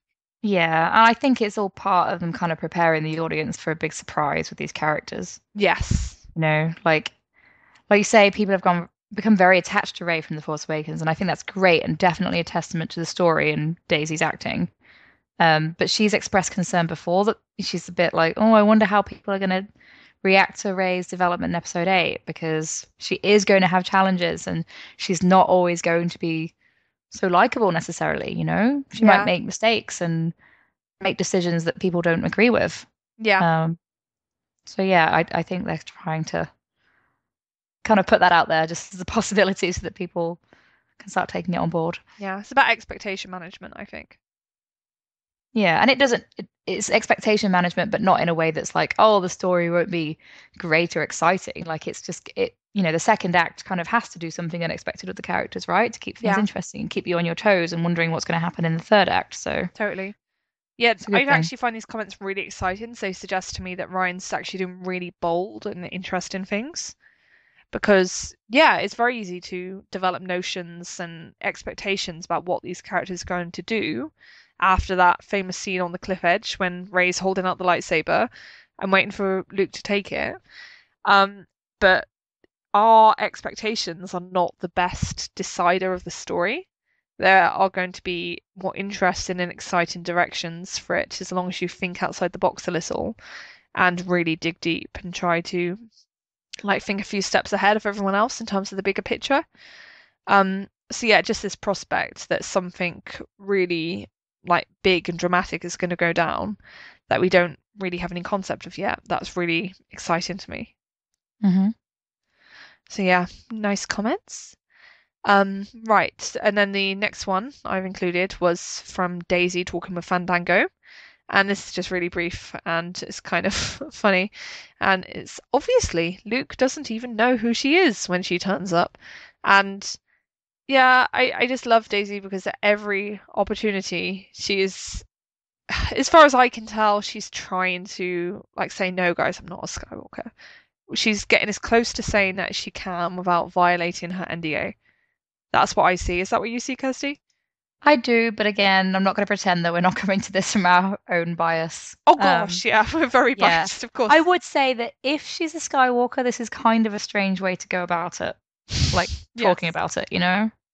Like saying that Luke didn't recognize her. I think there was something in the script, I can't remember the exact wording, but people were kind of led to believe that he did know her. Yeah. I think what it said, or what the overall message was, that he knew why she was there. Yes. And people took that to mean that he knew who she was and like that she was from his past, presumably, and that must mean that she was his daughter, or Yeah. Leia's daughter, or whoever. But they're setting the record straight here again. He didn't know her. There's that line that we heard from the sizzle reel from the shareholders that was like, "Who are you?" Mm.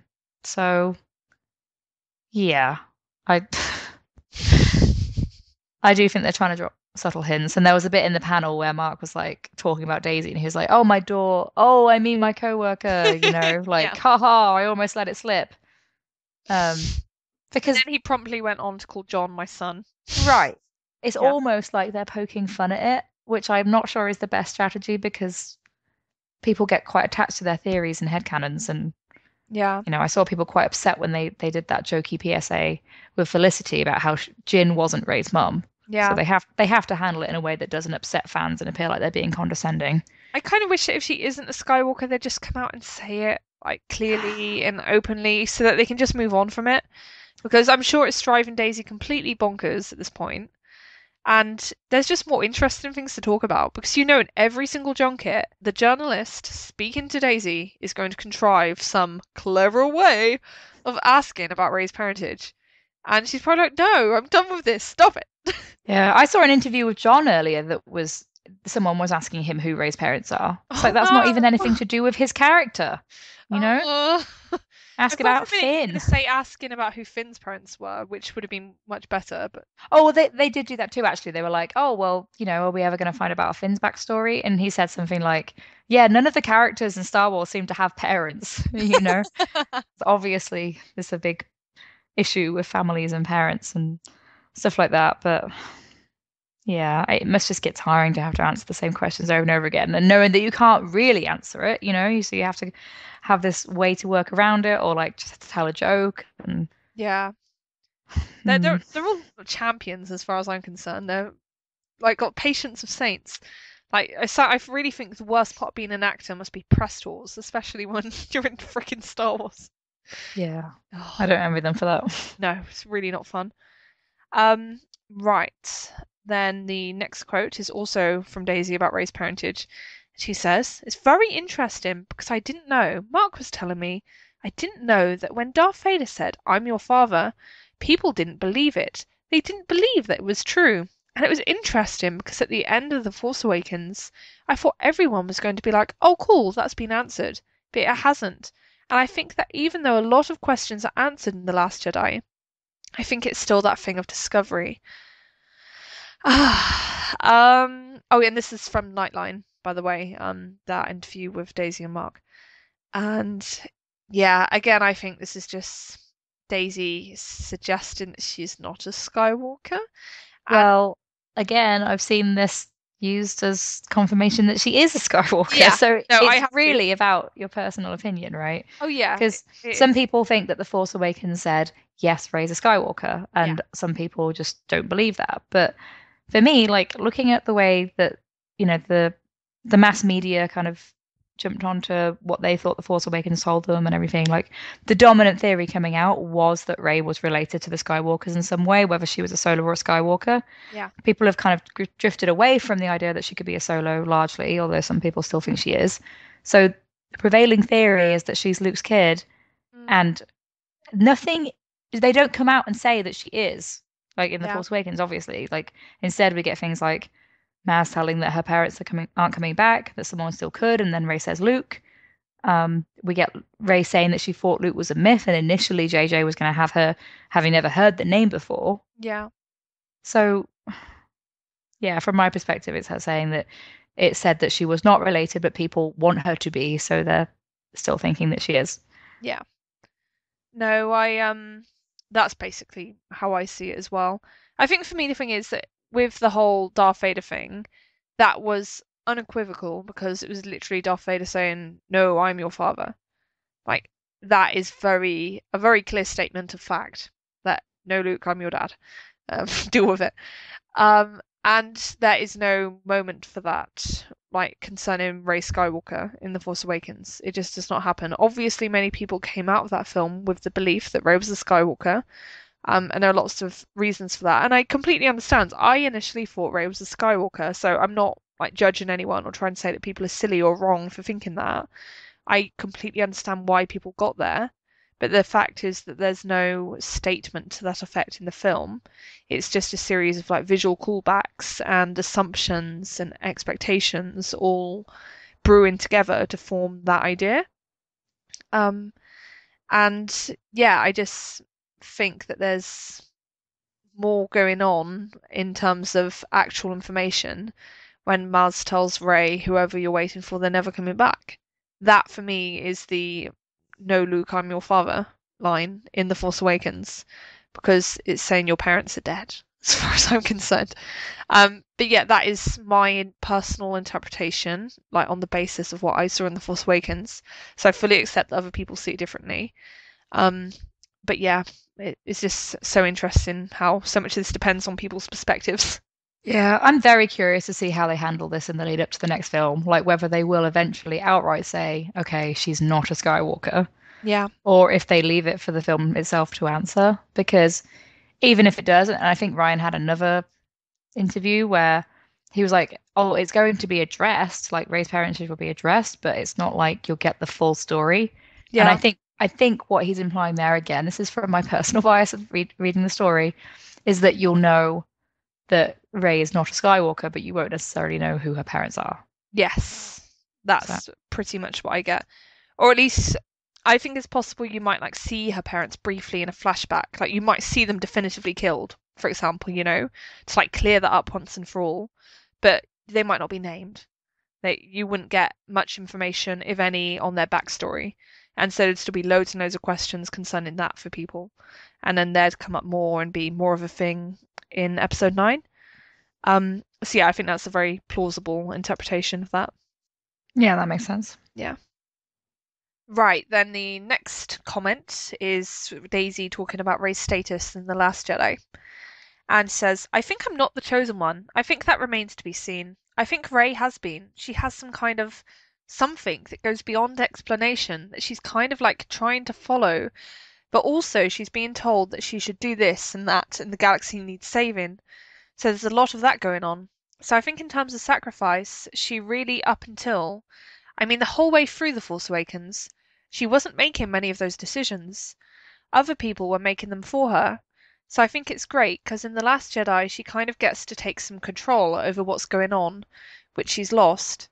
It's obviously awful, the devastation that happens in The Force Awakens, but Chewbacca is her constant friend, and Finn gets back on his feet in The Last Jedi, so it's all good.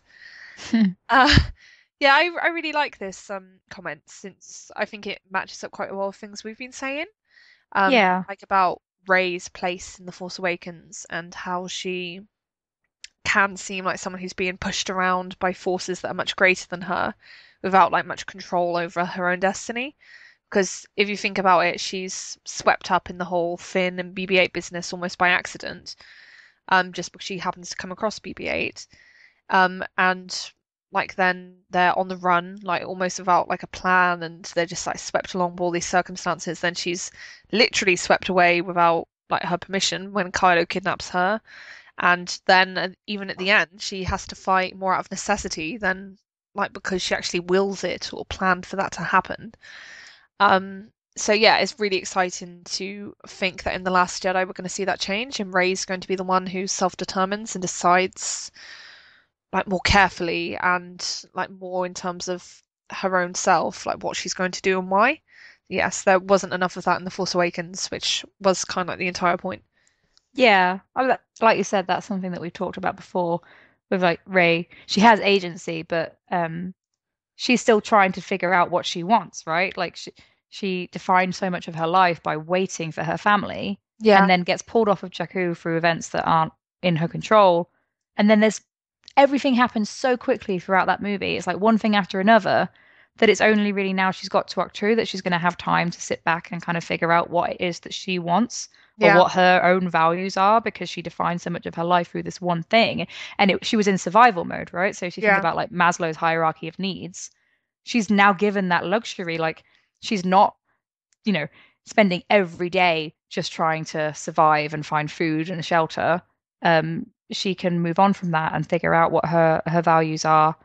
She's found friends, and relationships, and she needs to figure out like, okay, so I have these powers. What am I going to use them for? And she's going to have people on either side trying to influence that for her, but it's a decision that she has to make for herself. So I think that's really cool. yeah. No, absolutely. And I also find it interesting if you think about Rey, like even going the act of going to Luke's island, we don't know how much of a say Rey had that in that herself.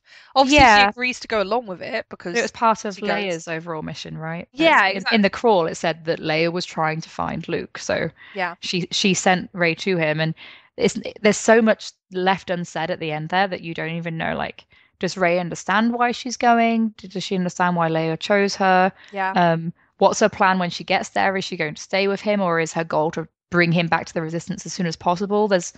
We don't know for sure, you know. yeah. So It she's seems, going to kind of hand him that saber and kind of hope everything's magically fixed, but she might not have even thought it all through. yeah. It seems like Rey's there to enact Leia's will rather than her own will.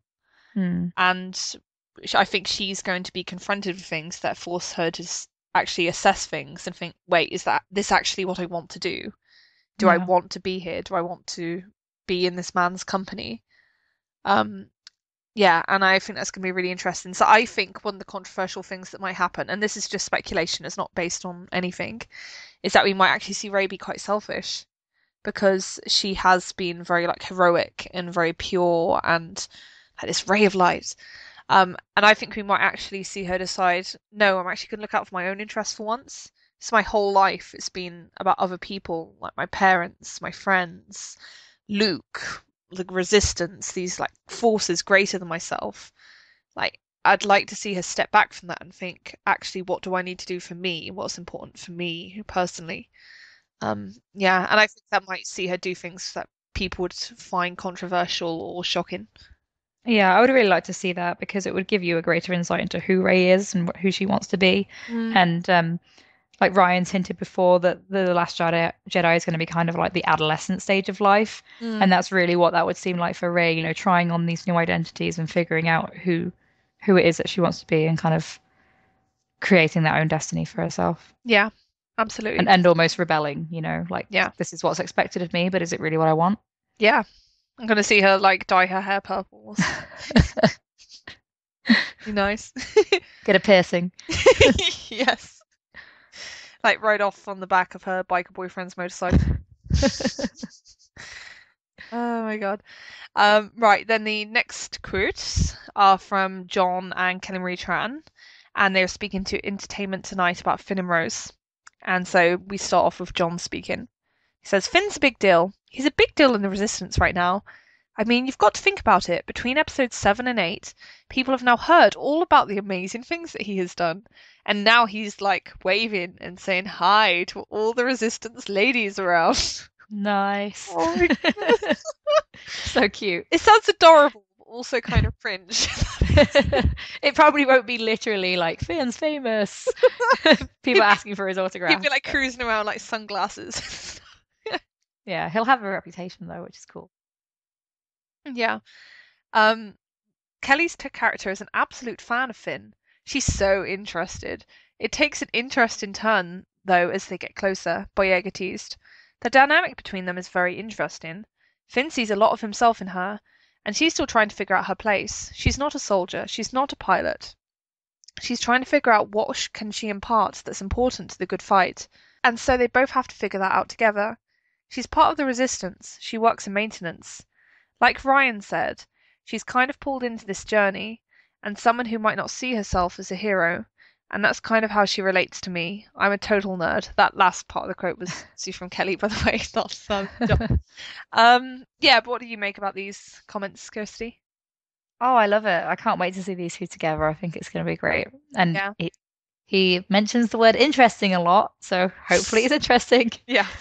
Yeah, I like I said think she's so interested as well. Like that pretty much screams interested romantically. Like Sin has a big crush on. I would think so. I mean, it could also be that she's just very interested in this idea of someone who used to be a stormtrooper defecting and taking up this new cause, but I don't know. I feel like if they're putting these two young, cute people together and kind of like heavily hinting of, like you say, they played across the stars as she walked out, and they've had her wearing a Finn t-shirt, and they've been very clear to point that out. It kind of hints that her character is going to be enamored with Finn in some way. Yeah. Hence all the subtlety of a sledgehammer. Yeah, and some people have been speculating, well, maybe he won't feel the same way back, but obviously we don't know. But she's going to affect his arc in some way, so Yeah. I'm not sure how an unrequited crush would really work, Yeah. but we'll see. There has to be more going on there. Yeah. And I like the idea that like Finn and Rose, they're going to be more like the every man and every woman, Yeah. because if you think about like Luke, Kylo, and Rey, it's almost like they're gods on Mount Olympus, like duking it out. They've Yeah, you got need these to like have that superpowers. you need to have that relatable element as well, don't you? Yeah, exactly. So there's like limits to how relatable like people with magical powers can be. And I think Finn and Rose, they're going to be relatable in a very different way. Like they're much more like, humble characters to a degree, but I think that it's going to be about showing these humble people doing these extraordinary things because Finn has already done extraordinary things, and that's why he's being recognized and why Rose latches onto him so much. And I think we're going to see them like pull each other along and improve each other. Hmm. And yeah, it's still going to be really interesting and nice to see. Yeah, so he says she's trying to figure out what she can do. Like it Yeah, sounds like she might not have such a confidence in herself at first, maybe. Like yeah, especially when Kelly's like, "Oh, I'm a total nerd," that she's still at that stage where she's quite unsure of herself and just, trying to figure out what she can do to really make a difference. And that's kind of where Finn's been at as well, right? yeah, So I think that could be really cool. yeah. No, it's just something I'm really excited to see. Right, and then the last comment we're going to talk about today is Kathleen Kennedy speaking about Leia in episode 9, and I got this from Vanity Fair. And Kathleen said, "We finished everything in 8, and Carrie is absolutely phenomenal in the movie, and we're so happy that we were able to complete shooting in the summer. Unfortunately, Carrie passed away, and so by the time we were well underway with episode 9 in our thoughts, we had not written the script yet. But we've regrouped. We started over again in January. So, sadly, Carrie will not be in 9, but we'll see a lot of her in 8, which is great." Yeah, and this is interesting because we had recently discussed comments from Todd Fisher, who's Carrie's brother, where he had said that Carrie was going to be in episode 9, like reusing old footage. We didn't know from where. Mm. But yeah, this seems to directly contradict that. And I don't mean to cast any like doubt or aspersions on Todd Fisher, as I'm sure he was saying what he considered to be the case and what he felt was right. But I'd probably be more liable to believe Kathleen's version here. Yeah, I think the interviewer brought up his comments, and Kathleen said, I think he must have been confused. Like there must have been some kind of miscommunication. Yeah, So he might have been talking about episode 8 and not realizing. yeah, So, quite possibly. Yeah, and I really think although it's very sad, the whole situation is tragic. I really think this is the best way to do it because I didn't even to begin with really understand how you could take old footage filmed for a completely different scenario and context and fit that into a completely different movie that was never intended to be in. It just didn't make much sense to me. Um, I thought they might reduce her part in 8 and then kind of stretch it over 9, but even that, it wouldn't mean that she'd have a complete arc, you yeah, know? exactly. So, I think they'd like butcher it to be honest. mm, And yeah, so I think the best we can hope for at this stage is something along the lines of them announcing like Leia's death in the opening crawl to episode 9, and then them actually really dealing with the ramifications of that in the first act of the movie. yeah. It's really going to upset some fans because I know a lot of people, you know, really wanted to see her arc completed, but it's just not going to work. No, it's an impossible situation, really. This is like, what is the better option? Do you kill her off screen, or pretend she's like still alive in universe, but never actually have her appear? So I kind of think it's more dishonest and cheap to do the latter, because no, surely Leia would be there. Why Hmm. is Leia absent? Um, so yeah, like I think they're just gonna have to find a way of writing her out. Yeah, which will mean that episode 9 changes a little bit, but Yeah. I I'm don't sure think they it'll can. change fundamental arcs and stuff of the other characters. I think we've said before it might change the journeys to certain destinations, but it won't change the ultimate end game. Yeah. Um, right, then the next part is about the book in comic news relating to The Last Jedi. And news about this kind of stuff is actually quite thin on the ground, and I don't think there's actual synopses or anything about any of these books. So we really just have titles and authors to go on, although there's sometimes a bit more information. Um, so yeah, the main thing was that there's going to be a Journey to the Last Jedi line of books, like there was a Journey to the Force Awakens line of books, which is no big surprise. And the titles are quite interesting. So you have The Legends of Luke Skywalker by Ken Lee, Leia, Princess of Alderaan by Claudia Gray. This is awesome. And Phasma by Delilah S. Dawson. And then there's also been announced a Captain Phasma four-issue comic book miniseries. And yeah, the two Phasma things, they're quite interesting. As far as I understand, the novel is going to be like about the origins of Captain Phasma, so like her early life and presumably how she rose up to this quite high rank in the First Order and everything. And then the Marvel comic book series is going to be about Phasma after The Force Awakens, um, which I'm actually quite interested to see because I want to see how they write around that ludicrous situation where she betrays the whole First Order, presumably out of nothing more than cowardice, and then somehow manages to hold on to her position because that makes no sense to me. Well, Um, I'm wondering if this is going to be like that's partly why this is happening, so that they can kind of do some damage control with that, because yeah, lots of people, myself included, struggle to take Phasma quite seriously now. yeah, Um, and if we are right in terms of Phasma being Finn's primary antagonist, they're going to have to build her up. She has to be a worthy villain for him. yes, So if he's already defeated her by throwing her in the garbage, they're going to have to make her a bit more menacing again. yeah. No, exactly. Did you see on the cover to that the first issue of the Marvel miniseries, they actually randomly just have like a panel showing Rey and Kylo fighting on Starkiller Base? Yeah, It's like, I'm not how really is that sure. relevant? How is that because it's like more sexy than Captain Phasma herself? So it's just like a way to make it more interesting. Yeah, I'd be surprised if they're actually featured in the comic, but they're probably just on the art, right? The cover. I'm actually most interested in that comic to see if there's going to be anything like about what the hell's happening with Kylo and that presumably amazing Bacta treatment he's getting for that like tiny beauty scar he ends up with. Hmm. Um, because great job whoever did that. Like seriously, pay them well because that's some pretty impressive recovery. So it's set after The Force Awakens, but we know that The Last Jedi begins right after The Force Awakens. Yeah. So do we not see Phasma in the first act of The Last Jedi, and these comics will kind of cover that ground? It would not surprise me. My speculation, which I'm not going to go into in any details, we'll discuss it more probably when we get into spoilers next time, is that there's probably going to be some kind of time jump after the first act of The Last Jedi. So it wouldn't surprise me if we don't see Phasma for the first part. of the film, and then she comes in with a vengeance in Act Two. Hmm. Okay, cool. But I'm more excited about the Luke and Leia books, honestly. Yeah, no, definitely. It will be really interesting to see the mystery blown apart, I think, especially for Luke, because there's been so much like concealment and mystery around what Luke's been up to. And yeah, it'll be really cool to get some more insight into that. And I also like just the title. So we don't have a synopsis for this book, but Legends of Luke Skywalker, that to me suggests that these might be the kinds of stories that Rey heard on Jakku from traders and stuff, Legends of Luke Skywalker.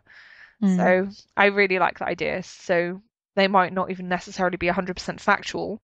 Yeah, it might be an unreliable narrator kind of thing, so that, they can have this book, but if they need to, they can actually adjust expectations afterwards for the film. Have their cake and eat it. Yeah, Yeah. basically. And yeah, obviously Claudia Gray is one of the most acclaimed writers working in Star Wars. So it's really exciting to see her writing another Leia book. She did such a great job with Leia and Bloodline. Hmm. So I'm really excited to see her writing about Leia at a very different stage in her life when she's still a young woman. Yeah, that's awesome. Can't wait for that. Yeah. And I must say, with the Phasma novel, don't get me wrong, like Phasma is far from my favorite character in The Force Awakens, but I am interested under the condition that that book actually deals with the rise of the First Order as well. Because I think there's a hint in Empire's End. There's a description of a tall girl who seems to be one like the children who's been recruited for the Stormtrooper program, or what at least what will eventually become the Stormtrooper program, and it's kind of suggested that she might be Phasma. So if Phasma were there from the beginning, and then we're going to kind of see like the build up of the First Order from that perspective, like the child's perspective, I'd actually find that quite interesting. Mm. You might even get a glimpse of Hux in that book. I'd actually expect more than a glimpse of Hux, to be honest, because in some of the Journey to the Force Awakens books, they actually show like Hux and Phasma like chatting and deciding Oh, things really? together and stuff. Yeah, Oh, I don't I remember I that. wouldn't say they're like best buds, but they seem to be like professional colleagues who have like serious discussions about things. So they clearly have a relationship of some kind. Okay. Um, so yeah, I'd expect to see that, and it'd be quite cool. Yeah. Right. And then the last thing to talk about is Battlefront II, which is obviously a video game. And there are some Last Jedi specific elements that we wanted to talk about because they were interesting and relevant to our interests. Um, so yeah, the most striking thing is that they released a promotional image of Kylo, like as part of the advertising for this Last Jedi Heroes package. And fangirl alert, I'm sorry. I'm so sorry, guys, if you don't like hearing me fangirl. But he looks gorgeous. He does though. He looks so gorgeous. Like he just looks like sensitive and like sad and it's like all the stereotypical depictions you'd imagine of Kylo from helplessly besotted fangirls, basically, but in official promotional art. And it's like nice. Yeah. I think it's becoming clearer.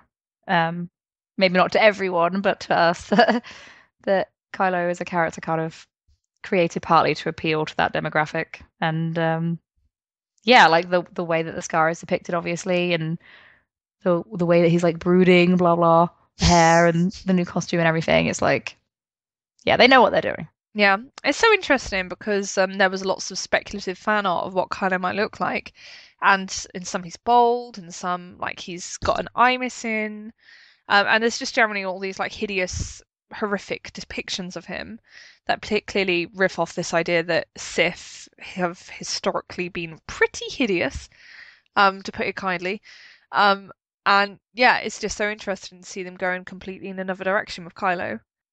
Sometimes I felt like some of that art was like people taking out their hatred for the character on on him, like, oh, we'll punish him with a nasty scar and this and that and that. He won't let you be beautiful anymore. Well, because there's also been a lot of, I don't know, I won't call it concern trolling, but there has been a lot of like hand-wringing think pieces from the wider fandom and media that like, oh, girls shouldn't be romanticizing this character.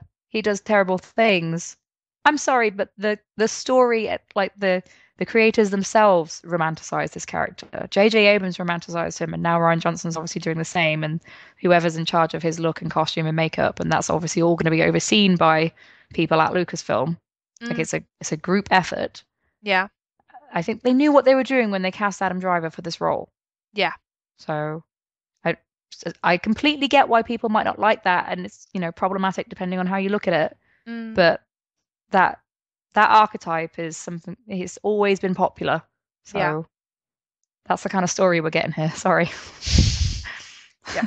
No, I'm just kind of running out of patience with people pretending that that's not an intentional part of the story and that these silly fangirls are kind of bastardizing it to suit their own agenda. Like, no, this was a villain created with that kind of female gaze in mind. yeah, It's not going to be for every woman, obviously, yeah, but it's intentional. yeah.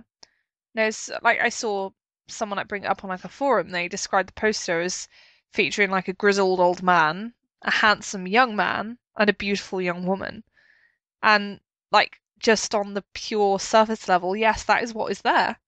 And it's just interesting how a lot of people don't like to acknowledge that, or they act like it's immaterial and it has absolutely no bearing on the characterizations and their interrelationships with each other. Because it does make a difference that Kylo is young and attractive and that they chose not to hideously deform him when they easily could have, because the scar in The Force Awakens was so severe. They could have given him like the mother of all skin infections and had half his face fall off. But that is clearly not in line with their vision for the character. Yeah, this is what I mean when I come back to Star Wars primarily as a fairy tale because gender and age and appearances do matter. Yeah, Sometimes those those things can be subverted, so you can have like, this old hag in disguise and she's secretly a beautiful princess. yeah, And to an extent, you kind of get that with Kylo Ren, right? That he looks like a deathly figure, like he looks like a kind of quasi Vader at yeah, the beginning of The Force Awakens, and then he unmasks, and you're supposed to recognize that when he unmasks, he's actually this beautiful young man. yeah, Like it's all intentional, it's all part of the story and the archetypes and the themes that they're telling through the story. And it is very important that that kind of antagonist has been designed to be the antagonist for this young girl. yeah, So exactly. I don't know. It's very interesting. Um, yeah, and then again in Last Jedi, relevant stuff in Battlefront.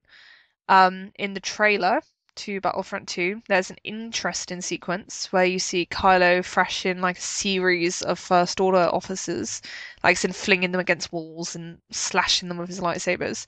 And it doesn't seem to be like normal, like rage binge Kylo going off on one like because he's pissed about something. It does seem more like a rebellion or he's like turning against them or something. And yeah, it's just very interesting to me that they choose to depict Kylo in that way. Like, why have him go against the First Order in the trailer? Why not just Resistance people? It seems very odd. Hmm. Wait, was that definitely from the components of The Last Jedi? Because I read that it was also like pre-TFA stuff that could have been. Yeah, I like he was wearing the helmet, so that would point more towards like TFA or pre-TFA. Um, but you see, yeah, like I don't want to read too much into it. It's a freaking video game, so I know they say that Battlefront 2 is canon, but at the same time, it's not like Ryan Johnson is going to be like biting his nails over, oh my goodness, we've not lined up with Battlefront 2. We need to go back and change everything. Yeah, when they say these video games are canon, I kind of take that to mean that the wider story and the setting, like the battles, are canon. Mm, But obviously the characters, you can make them do several things. It's hard to tell as well from the footage whether this is like actually part of the game that you're doing or like it's a I don't know. I'm not a gamer, so I don't know the terms. Like when you have just a piece of video in between the gaming elements. oh, cutscenes. Yeah. Yeah, So I'm not sure. yeah. It's all a bit ambiguous, and Because in the trailer you also saw Ray running through Takodana, right? But yeah. I don't know if that's part like you can play Ray. They don't actually. I don't think they actually mentioned that you can play Luke and Kylo, but they didn't mention Ray. Hmm. I'm pretty sure you must be able to mention. I'm pretty sure you must be able to play as Ray, but Okay, it must have just been the article that I read that didn't mention her. yeah, I'd need to double check that though. So don't take me at my word, people. Um, yeah. So basically, don't take any of this too seriously. It's just fun Easter egg stuff because that we're bringing up because it is the Last Jedi relevant. Yeah, and then there's also been some stuff about getting special abilities for Rey and Kylo, and with this special Last Jedi pack. And yeah, so you get stuff like 2 epic ability modifiers for Rey with enemy mind control. Whoa. I know, right? That is interesting. That is interesting, right? Because people identify mind control and mind reading with Kylo. Yeah, exactly. They very much do. Hmm. And it does obviously tie back to Rey when she's mind controlling the stormtrooper to let her free from the chair. So I think it's just a growth from that. But it's interesting that they'd present it as like a defining ability of hers in this game, because it's certainly not a very benign ability. It's quite a sinister one. Well, that was something that was associated quite strongly with Obi-Wan Kenobi, right? Yeah. You see him do that in the original trilogy and the prequels. So. Yeah, exactly. And then this is less intriguing because we know Kylo does this stuff. But it's 2 epic ability modifiers for Kylo Ren to freeze and pull opponents with the Force. So yeah, no massive shock there. He's very good at freezing and pulling. As we've already seen, he demonstrates it very well on Rey and Mitaka. So look at me, I'm very good with the Force. Not that Kylo sounds like a derp like that, but still. But yeah, I wish I could play this. I can't because I'm pretty sure Battlefront is for PlayStation only, and I do not own a PlayStation. Sad times. But yeah, in like a lovely alternate universe where I own all the consoles and can play all the games, I would have definitely played this because heck yes, I'd want to play as Rey and Kylo. That'd be freaking awesome. Yeah, I probably won't be playing it either, but I'll be looking at some videos to watch other people doing it. So. Yeah, watch Let's Play. The next best thing. Right, yeah, so is there anything else you'd want to bring up really about all this celebration drama and reveals, or do you think we've covered everything in exhaustive detail, apart from the stuff we've deliberately said we're not going to discuss right now? Yeah, I think there's stuff we'll definitely go into in more detail at a later date. Trying to think. I mean, they said that the next season of Rebels, season 4, is going to be the last one. Yeah. Which we kind of expected, but it's interesting to get that confirmation. And the trailer, they were kind of hinting that Kanan and Hera would be like endgame, to use like shipping terminology. I mean, they basically are already, come on, but it's nice for the shippers there to get that healthy hint. So yeah, it's good. Gives people hope. Yeah. I can't think of any other. There weren't like major announcements, you know. We didn't get like the Obi-Wan spin-off that everyone kind of thought we would. Yeah, I love how even I did this, to be fair. So I'm not going to be a hypocrite. But yeah, I loved how we were all like, oh, there's definitely going to be an Obi-Wan announcement, definitely going to be an Obi-Wan announcement. No Obi-Wan announcement. There was so much hype and so many rumors floating around. Like, I think it's because everyone really wants it that they think if they can just keep saying it, it'll become true. Yeah. And in retrospect, like you definitely took the higher ground there by being the more cautious one and not committing to it. So kudos to you. Yeah, I'm just not sure. Like, you know, I'll wait for the announcements because you never know what's going on behind the scenes. It must be very hard to coordinate all that kind of stuff because from a fan's perspective, it's like, well, he's the right age for it and he says he wants to do it. So what's the hold up? Yeah. But it's probably a bit more complicated than that. So exactly. Right. So I think this is a good place to wrap it up. If you have any questions about anything that we've brought up here about The Last Jedi or Star Wars in general, please do email them to scavengershoard@gmail.com. And you can find me at Star Wars Nonsense on Tumblr and Journal of the Star Wars on WordPress. And how about you, Kirsty? I'm Bastila Bay on Tumblr and Scavengers Hoard on Twitter. Thank you so much for listening, people. And we are so excited to continue covering Star Wars. This is a great time for us. We are now truly on our element. Okay, bye. Bye.